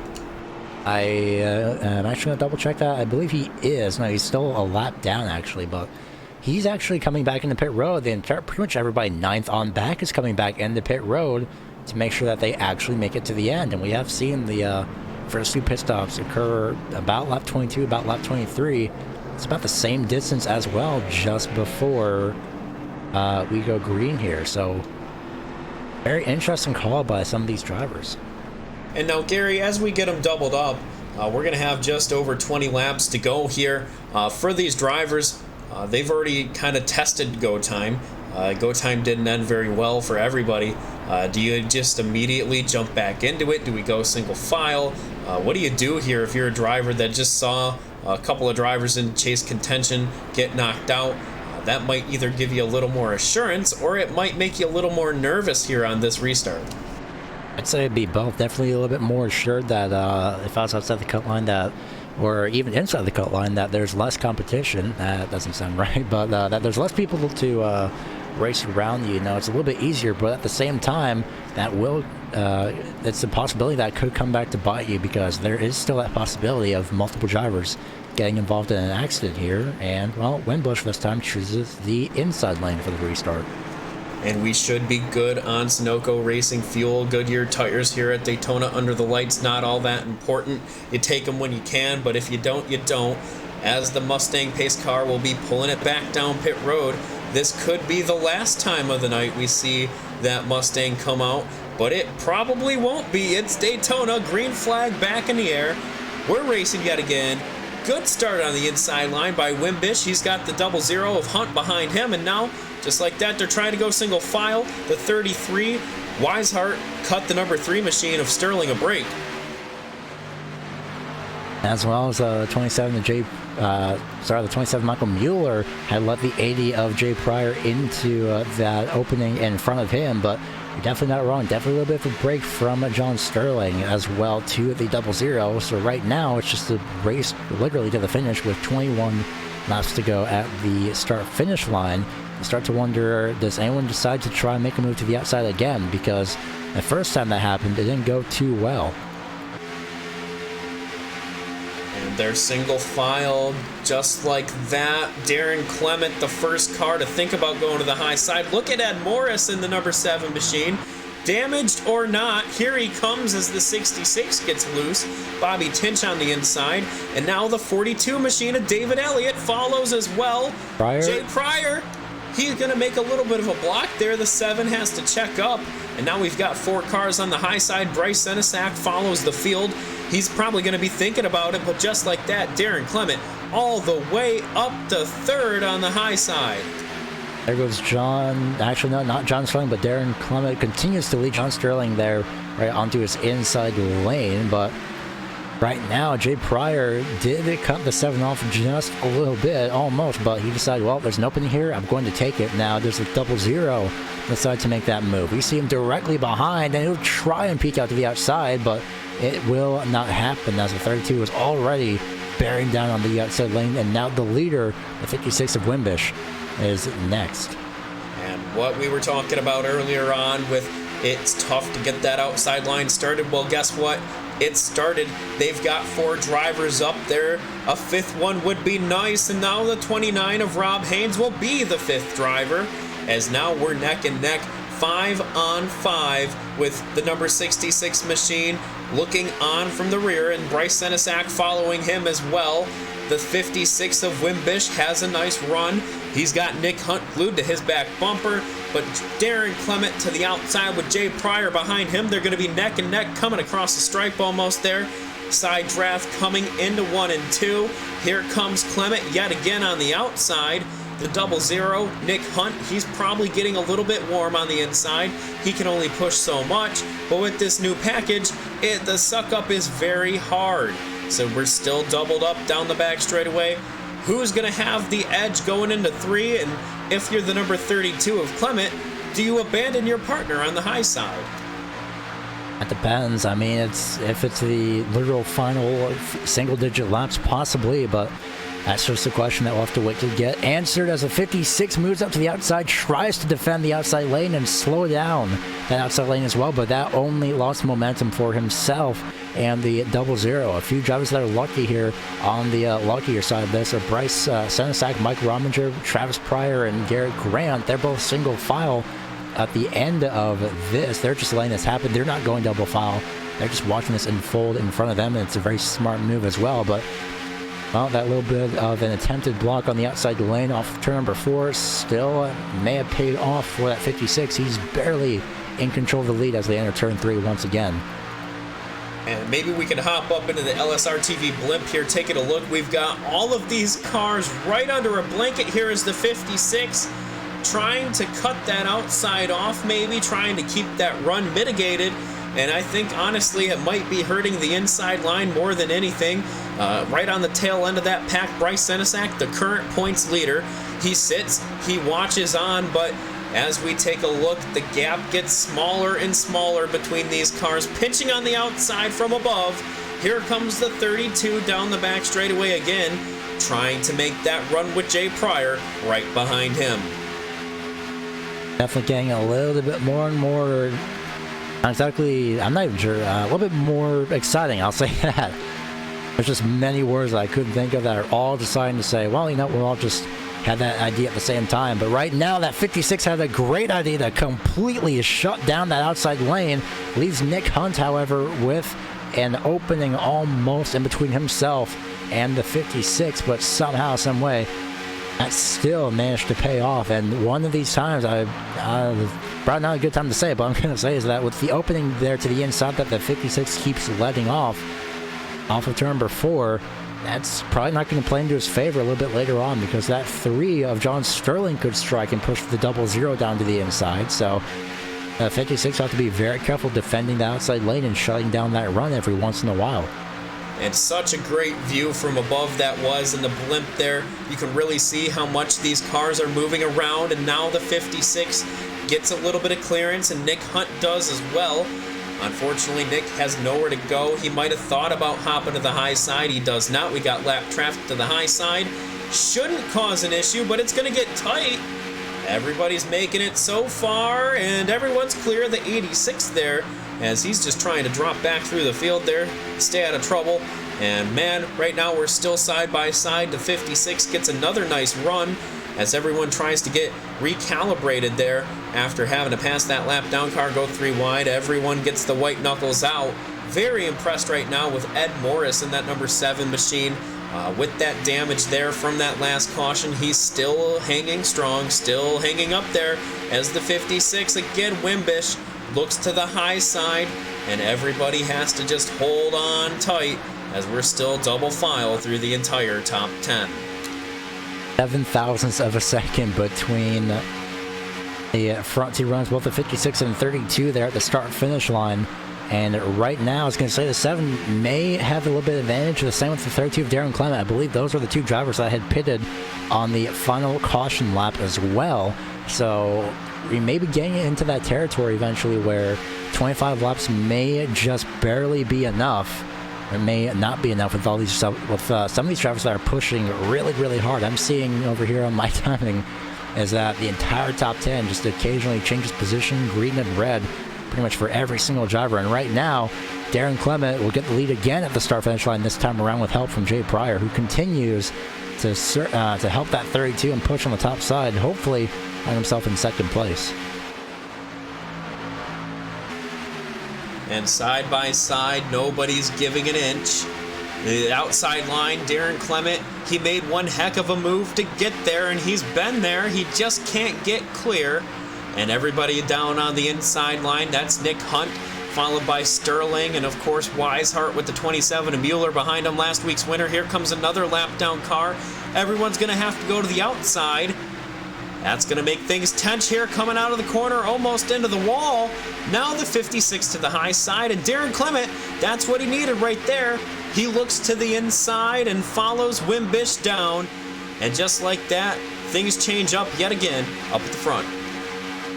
And now it's going to be Nick Hunt having to push the 32 of Darren Clement possibly join the outside lane with the 80. In fact, the 80 I think had just gotten completely left out to dry. Yeah, he's got nobody in front of him at least. So with that move up to the outside and the fact that the 32 had exactly left Pryor out to dry, but the fact that Jay Pryor has nobody in front, he's got no help, he's got no momentum whatsoever. And now it's again changed this race for the lead, as it looks like more drivers are going to be migrating down to the inside lane. And somebody's headed off to pit road. Not sure who that is as of yet. It's 9 of Mike Rominger. And Rominger was on the lead lap. Not sure why he brought it down pit road. I imagine everyone is very, very close on fuel. Fuel window is about 23 to 26 laps here tonight, depending on where you are. And if you're in front of the field like Wimbish is right now, that could be as little as 22 laps. And just like that, with the outside line falling apart, it's leaving Jay Pryor all on his lonesome up there. Will anyone dive up? He's getting a little bit of a run, but he doesn't have any help. He's using the side draft to his best of ability. And it looks like, the 29 machine, Rob Haynes, almost goes up into the outside wall. He manages to keep it off. And just like that, that could have been calamity for the number 29 machine, as we're counting down the laps, 10 to go here at Daytona International Speedway. And that time when Mike Rominger went to pit road, he had 26 laps on his run. So possibly and more than likely it was fuel that forced him down into pit road. And there goes up to the top side, the very top side now. The 80 machine tries to get by the outside of Nick Hunt in the 00.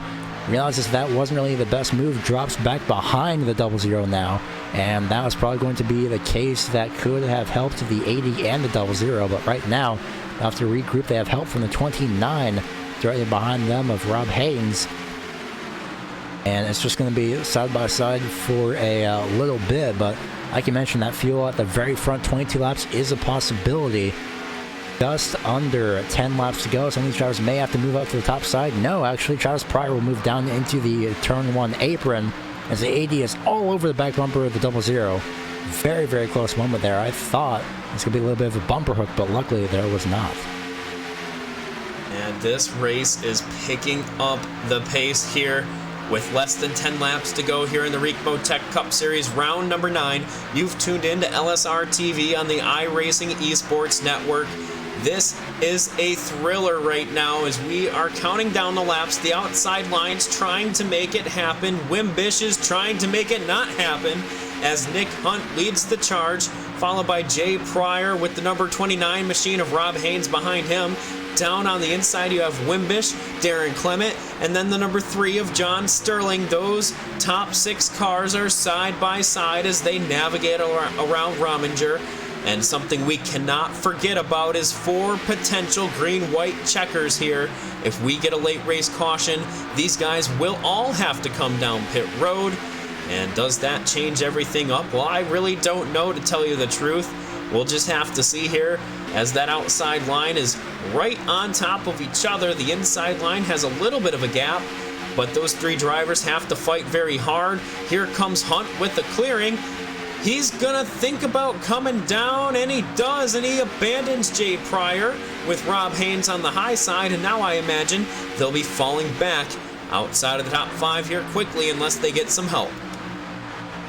At 2 cars versus a whole host of terrain, it will not work. There is still a chance of the 27. Oh, wait, hold on. Contact. I think the 3 just went around. John Sterling down to the inside, the 81 as well. Not sure at all at what had happened there. If it had anything to do with lap traffic. No, it did not. Although the 3, John Sterling, did make contact with the 80. That sent the 3 down onto the apron. He still has control of it, however, but unfortunately, he's fallen all the way back down to 13th. And that is going to be John Sterling down to the inside. He did, like you say, he was able to hold on to it there with the slight contact with Jay Pryor on the outside. He's got Travis Pryor back there that might be able to help him back up to this lead pack. But I don't know if that's going to happen. I think he's about 3 seconds back, baby. As these guys go single file yet again up towards the front of the field. And yeah, it's just going to be him and Travis Pryor way behind the pack there working together. Now, although this may help him out, but at the same time, not sure as of yet, so we'll have to figure out in due time. This time by, it's going to be 5 to go, just to think about that. And everyone is still single file, so I think we're back to that old calm before the storm, because no one has made a move to the outside as of yet. Quickly single file, trying to figure out what's going to happen. Ed Morris and David Elliott both make their move up to the top side of the 7 and 42. Trying to make something work, but they're going to need at least one more driver to help out. Yeah, they're going to need one more driver, and Jay Pryor's been the driver on the outside, and here comes Rob Haynes jumping to the outside as well, so now they have 4. Darren Clement. No. Oh, contact! They're going around, and that's going to be a yellow. Big contact down the back straightaway going into turns 3. The number 81, Jay Pryor, absolutely destroyed there. Bryce Senesac snuck on by. I do believe Mueller might have been involved in that. We'll pull up the replay and take a look at exactly what happened. 66 really lucked out. Bobby Tinch just lucked out. Maybe a paint scratch, maybe actually a little bit of damage, but he barely lucked out of that. But remember what I mentioned earlier about the bumper hook? Well, that happened. The 42 unfortunately hooked the left rear bumper of that number 7, tagged Mueller. Both the 80 was involved as he was directly behind. Definitely Ed Morris, unfortunately. And I think just barely getting by that was also the 08 of Senesac, as well as Garrett Grant in the 19. And I think as we pull up the LSR TV replay, where it really started is that number 29 machine. When he hops up to the high side, the 7 machine of Ed Morris has a heck of a run coming behind him there from the 42. And unfortunately, I think the number 29 was not quite straight. Still trying to get that car figured out after making the move to the high side. And just like that, you had all 3 of them they stacked right up on each other and launched everyone around with the bumper hook. And just that quickly, unfortunately, multiple drivers who have been in contention on and off all night long. Ed Morris, that number 7 machine, definitely going to be frustrated here after surviving a wreck earlier on, after being 15 seconds back for the majority of the start of the race. And now, unfortunately, it looks like his night is going to be over. I'm wondering is how many drivers will decide to go to pit road. We have Darren Clement going to pit road, Bobby Tinch as well, same with Garrett Grant, Bryce Senesac as well, Jay Pryor, Ed Morris, Michael Mueller, and John Sterling. Some of these drivers, a few of these drivers involved in various accidents, but they do decide to go to pit road, and they're just on the end, essentially, of their fuel run. Now, Nick Hunt is continuing to save his fuel, I believe, with the rest of the top four, with Wimbush, Weishart, and Haynes, but right now they do have time to actually go to pit road if they want to, but at this point, I believe they'll decide to stay out and hope for the best.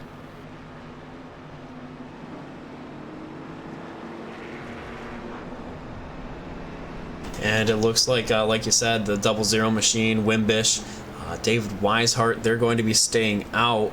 And it's just going to be interesting here. If we do get green-white checkers, there's just no way that these guys are going to have enough fuel to the end, especially Wimbish, who led the majority of this run on that inside line. I think they might have maybe 5 laps left of fuel, but that's probably going to be on the high end.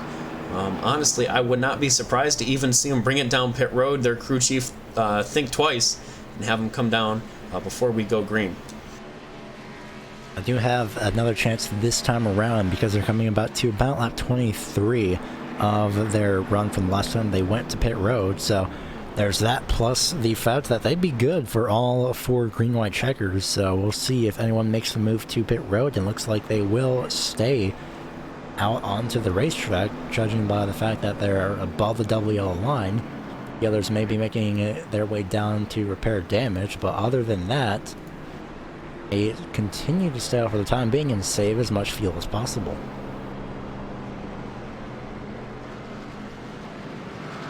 And just like that, that last caution right there really does, again, change everything here coming to the end of this race. Taking a look right now, we'll run down the running order. We have Nick Hunt out in front. He started in 24th position here in that 00 machine. Played all the cards right thus far, and here he is out in front trying to save fuel. Wimbish, John T. Wimbish, will be starting in second, followed by Weishart, Haynes in fourth, Bryce Senesac. Somehow, some way, there he is inside the top 5. Darren Clement, Garrett Grant, a driver who had fallen out of the top 10 for quite some time. He is up there now. John Sterling, Bobby Tinch, Mike Rominger. That's your top 10, followed by Jay Pryor with the damage machine there, along with Ed Morris, Michael Mueller. Travis Pryor with prior damage earlier in the day. He is the first car laps down. He's 2 laps down. Followed by Gary May, David Elliott, Adam Weisenhower, Tyler Hallman, and Jerry Glenn for 19 cars there. And then rounding out the top 20 is M. Scottless Rambler, who has pulled that car behind the wall. Right now, I'm just wondering if the top 4 drivers are going to hit the pit road. They have at least this attempt to go and try and make it to the end. But if another if we have another caution and a green-white checker does come out, then that will pretty much have them force their hand and have them go down the pit road and just out for some fuel. So this may play into their favor, this may not. We'll just have to wait and find out. But I believe lights will officially stay out this time around, as they don't come back on. So first green-white checker attempt of 4. Will it be the only one? That's what I'm wondering.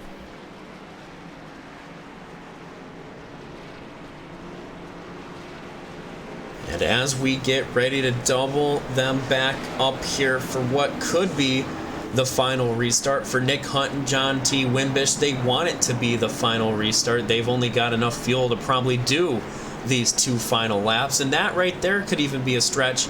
As if I were the crew chiefs, especially being Daytona with only 13 cars on the lead lap and a number of them probably having some sort of damage, I would have brought my car down just for the peace of mind, especially considering we could have up to 4 green-white checkers here, and that could be upwards of 13, 14, 15 laps here at Daytona. Especially for here, and that's with the cautions as well. At most, we have let's see, 3 laps to go, and that's just with the that's to ensure that we don't get a green-white on the green and white flag on the same restart. So that point, 3, 6, 9, 12, yeah, about 12 to 15 laps or so, not including cautions. We'll just have to figure out upwards to maybe 20 laps, including the cautions. And with the forward first Mustang pace car lights off for what could be, again, the last time on the night. All of these drivers, whether they've been out front or in the back on and off through the night, they are ready to turn the loud pedal back on here as the pace car makes his way down pit road. Nick Hunt has the field here. Green flag is backing out in the air. Wimbish on the high side. He's going to have a little bit of a gap, but he doesn't take it. Now Weishart fills it. And now Wimbish to the high side. He's all alone. The number 29, Rob Haynes, drops to the inside. Senesac gets a run, and big time run out of the 33. I think the 00 machine might have locked his or tapped his brakes there to tighten him back up, but Wimbish all alone on the high side until Senesac gets to him. Not sure if Senesac is, I'm pretty sure Senesac knows of that, but the fuel situation, but look at this. Shrine, no, that's not going to work. That might not be a caution. They're all the way down to the inside. They're going to be off the track. Oh, the 29's coming back up. Oh my gosh. That was, I've heard shaving the nose off from blocking, but that is a literal amazing avoidance by Jerry Glenn. If we could get a replay of that, that would be amazing. But unfortunately, Tyler Hallman was tagged as well as another driver. Not sure who it was. I believe it was Mueller. And as we queue up the replay here, coming down the back straightaway, just talking through it, the 56 kind of looked to the inside. I think David Weishart in the 33 knew something bad was coming, gave him a ton of room there. The 56 gets turned off the 29's quarter panel there and down to the infield, hitting the safer barrier, and the 29 doing everything he can to try to keep it up off the inside wall. Unfortunately there, once he got that car situated from the inside, it was all the way back up the track, across the track, in front of those drivers there. Jay Pryor, the 38 machine, barely sneaking by, and then it does look like he might have gotten some contact after that, or at least the 27 of Mueller made some contact with someone else, and then the 52 did collide Tyler Hallman with him in the 29 machine. So what a turn of events here as another chase driver getting involved in a big wreck. Just a lot right now, and I think at this point you would have to relent and go to pit road. Although the 00 continues to stay out, does the 33 stay out? Yes. Those are the only two drivers within this top 10 that have yet to pit, and they're the ones that are extending their runs here for the moment. So I'm still not sure if it's really the best idea to do, but well, we'll have to find out. Maybe they did have a lot saved, and they've continuously saved ever since their pit stop. But right now, I'd say just relieve that worry of running out and just pit right away, and then hope for the best and make it up. And I am genuinely surprised that they are keeping the 00 machine out on track, as well as Weishart. So we'll just have to see if they can manage to have enough fuel to the end. I don't know what they did. I don't know where they saved it. I just really don't. But Nick Hunt right now, the pressure is going to be on when we get that green flag back here. We're going to only have, I think, about 10, 11 cars without any significant damage here for our second green-white checker of the night. And then after that, we've got 13 or 14 cars that are going to be at least one lap down, and then numerous drivers out of the race. I'll go through some of those drivers right now. Scottless Rambler, he is currently going to be 22 laps down. Randy Perdue, he's out. Mike Franklin, who led the majority of the start of the race, he's 26 laps down. Dalton Cowden, he's out. Lee Overton, Davey Hendricks, Michael Thwaites, and then Tommy Haynes, all of those drivers out of the race at this juncture. Multiple drivers out at this point, unfortunately, and right now we're getting into that territory where you have to go to the pit road because we're coming up on possibly another lap extension, so I may be ending this race on lap 106 while waiting to the start-finish line. But right now, as they cross the start-finish line, laps will currently stay on, so lap 107 will be the extension, so 7 laps at the moment extended, so it may be getting up until lap possibly 121, going off the top of my head, actually. About 120. I should go off the top of my head, but either way, Nick Hunt and the 33 of David Weishart, they'll have to pit eventually, but I don't think really now's a good time to stay out. Yeah, and like I said that last time around, if you come down last time, that first green-white checker, you're good for the rest of them, and you don't have to give up that track position regardless. And now if you're Nick Hunt and you find out you're going to run out of fuel, you've got to come down, and you're going to be losing some spots here. And I really don't know how he's saved as much as he did. I do know every time you run a lap under caution here, generally it's about 2 to 3 laps that you save. So it is a pretty good ratio here. I do believe we'll be getting 1 to green this time by. But still, if you're Nick Hunt, you are pulling out the calculators. You're talking to the crew chief. The crew chief's got the calculators out. And everybody down there on pit road is a mathematician at this point.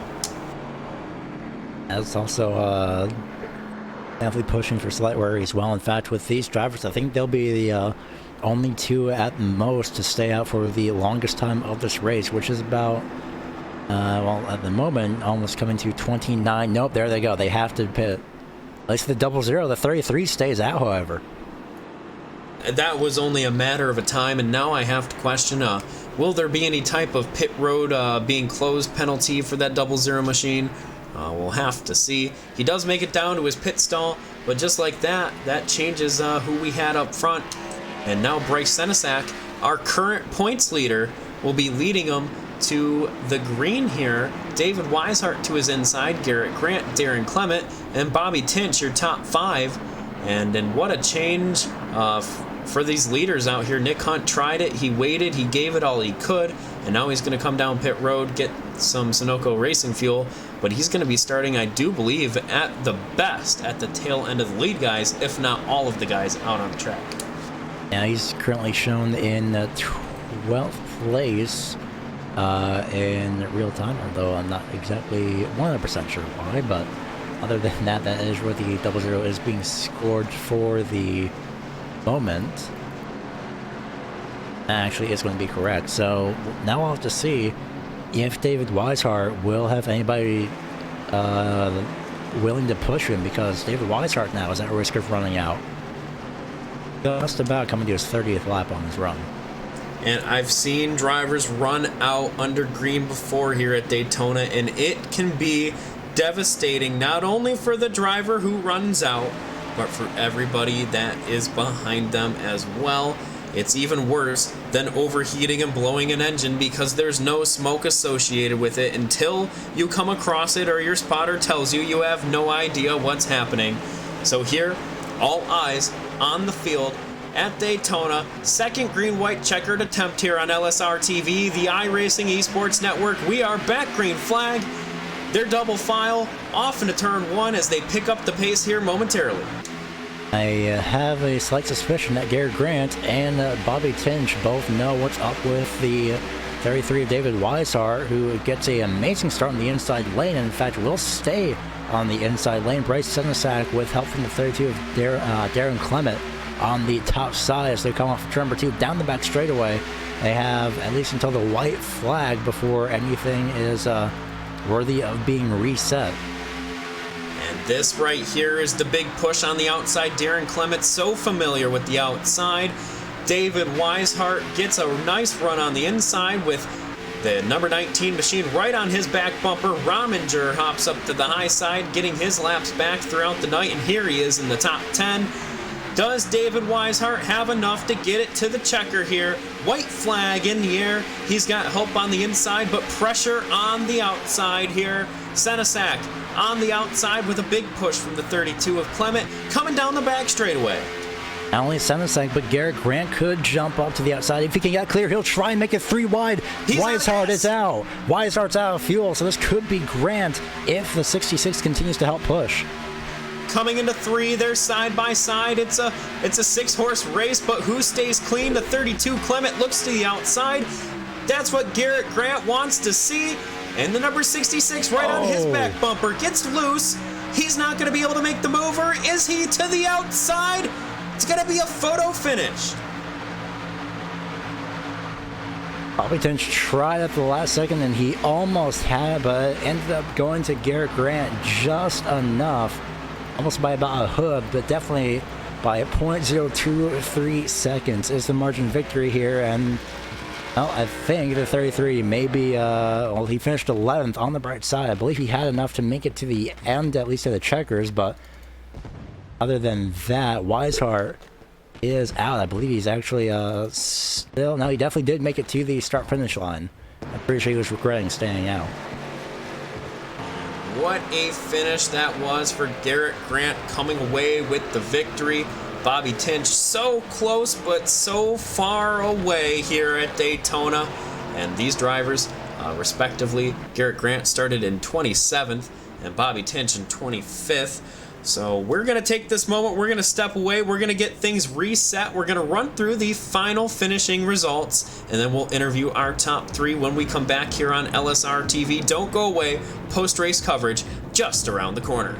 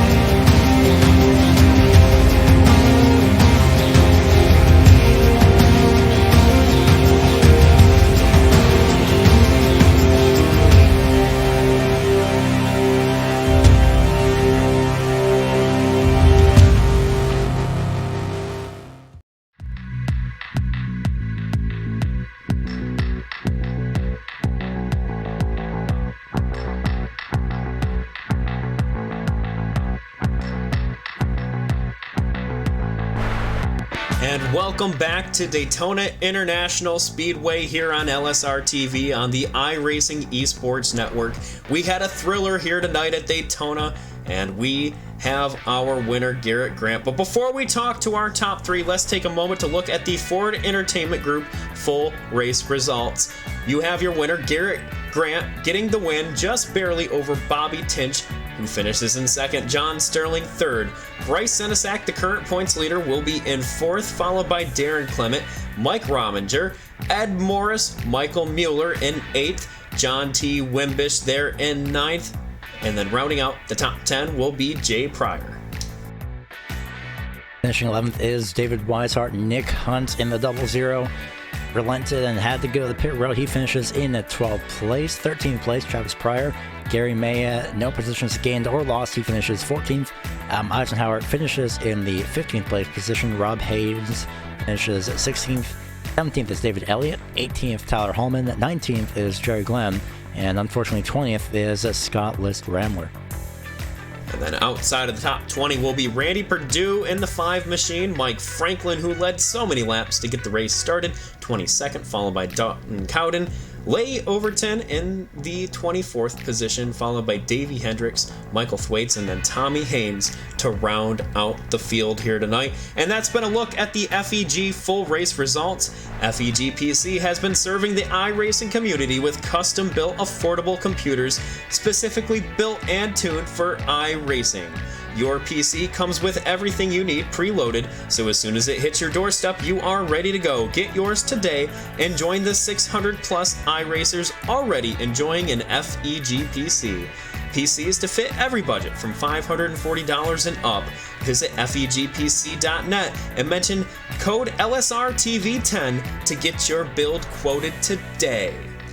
And with that, it's time to go down to victory lane and let's see if we can talk to our winner for the night, number 19 of Garrett Grant. Garrett, you came away with the victory. You started in 27th. Walk us through your night.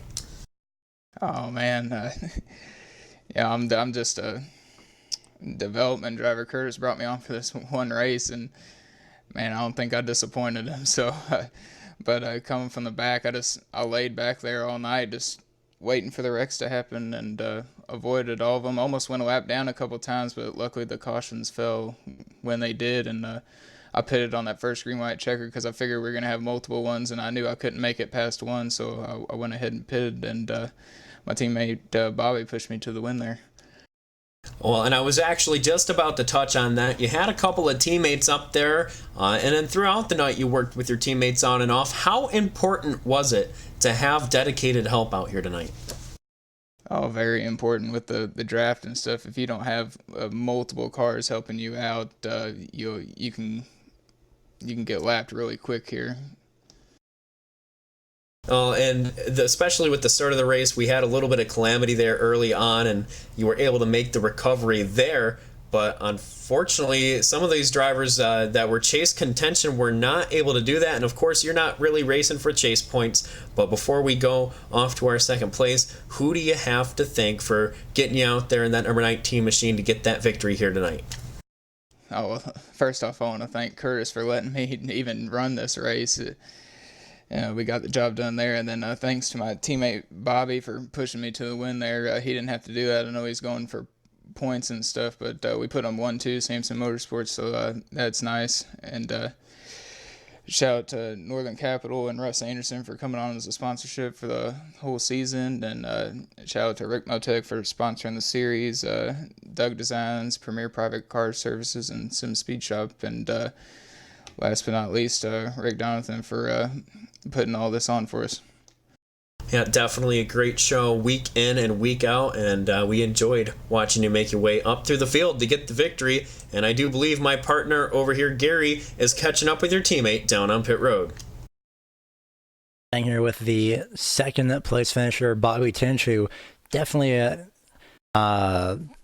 how should I say this? Predictably, in a sense, trying to get the win at the last second, but still end up finishing in second place. Either way, a great finish from 25th all the way up to second with those cautions near the end of the race in the second half, as well as the extension with the green-white checkers. Pretty sure it was definitely something to remember.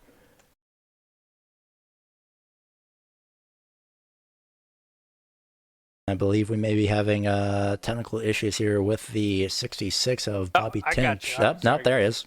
He's busy celebrating on pit road. Yeah, there you go. No, it was a good night. We just kind of laid back there for a while. That was our plan, to qualify near the back and just kind of ride along for a while, get the best fuel mileage we could for the longest time. And there at the beginning, we kind of really got spread out and really had to start working. We had a good group of guys there, about 5 or 6 of us that was working together for probably half the race and kind of kept us in it. That caution there near the end really helped us get popped back up. I mean, we had some really fast cars. Definitely some fast cars indeed. I'm looking at the, I believe, tentative point standings is that you are just above the cut line by 13 points. We've tied actually with Jerry Glenn as well for 11th in the point standings. So definitely a little bit of a buffer for you indeed. So heading into Kansas next week, what are your thoughts?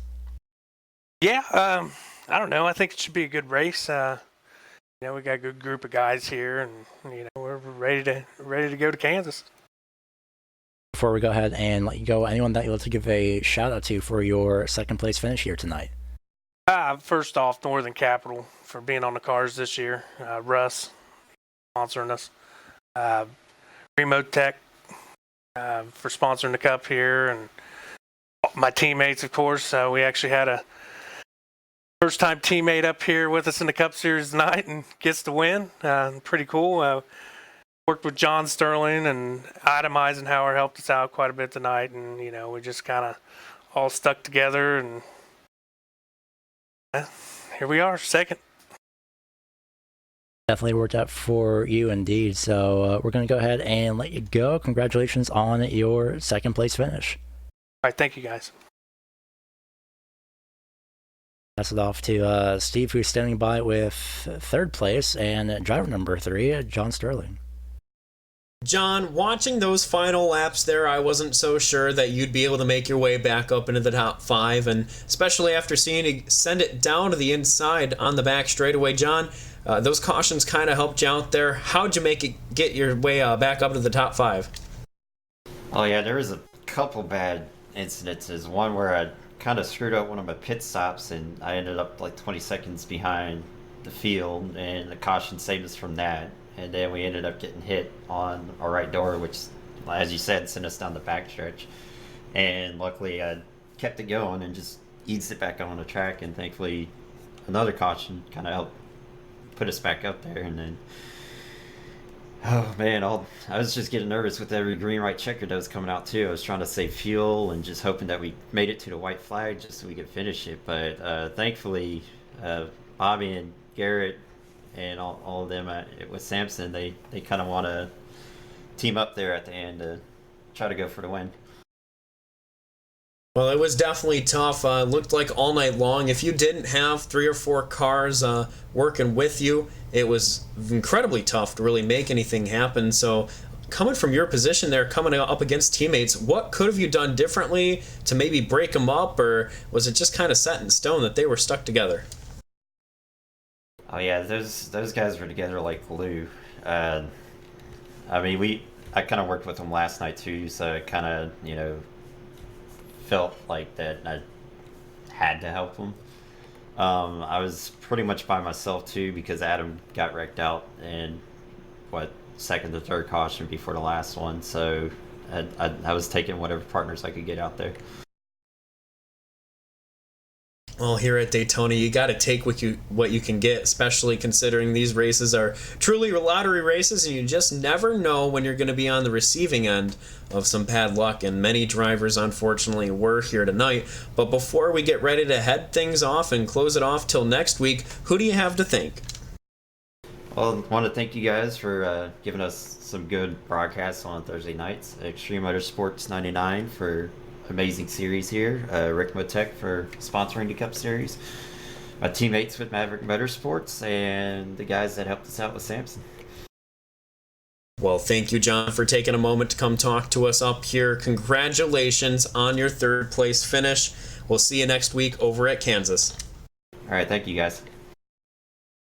And Gary, and just like that, Daytona is a thing of the past. Garrett Grant was able to get the win here tonight. Getting closer and closer to chase time, Garrett was able to pull it off just barely over teammate Bobby Tinch, and what a race it was. And for everybody here at LSR TV and the iRacing Esports Network, thank you for tuning in. Tune in on Monday night for the RSR Cup Series at Bristol Motor Speedway. That'll be 9 p.m. Eastern on LSR TV. Check us out on Facebook and Twitter, LSR TV. And then, of course, for this series, the Ricmotech Cup Series, we'll see you next Thursday night, August 22nd, from the virtual Kansas Speedway for the regular season finale. For everybody here at LSR TV, thanks for tuning in, and we will see you next time.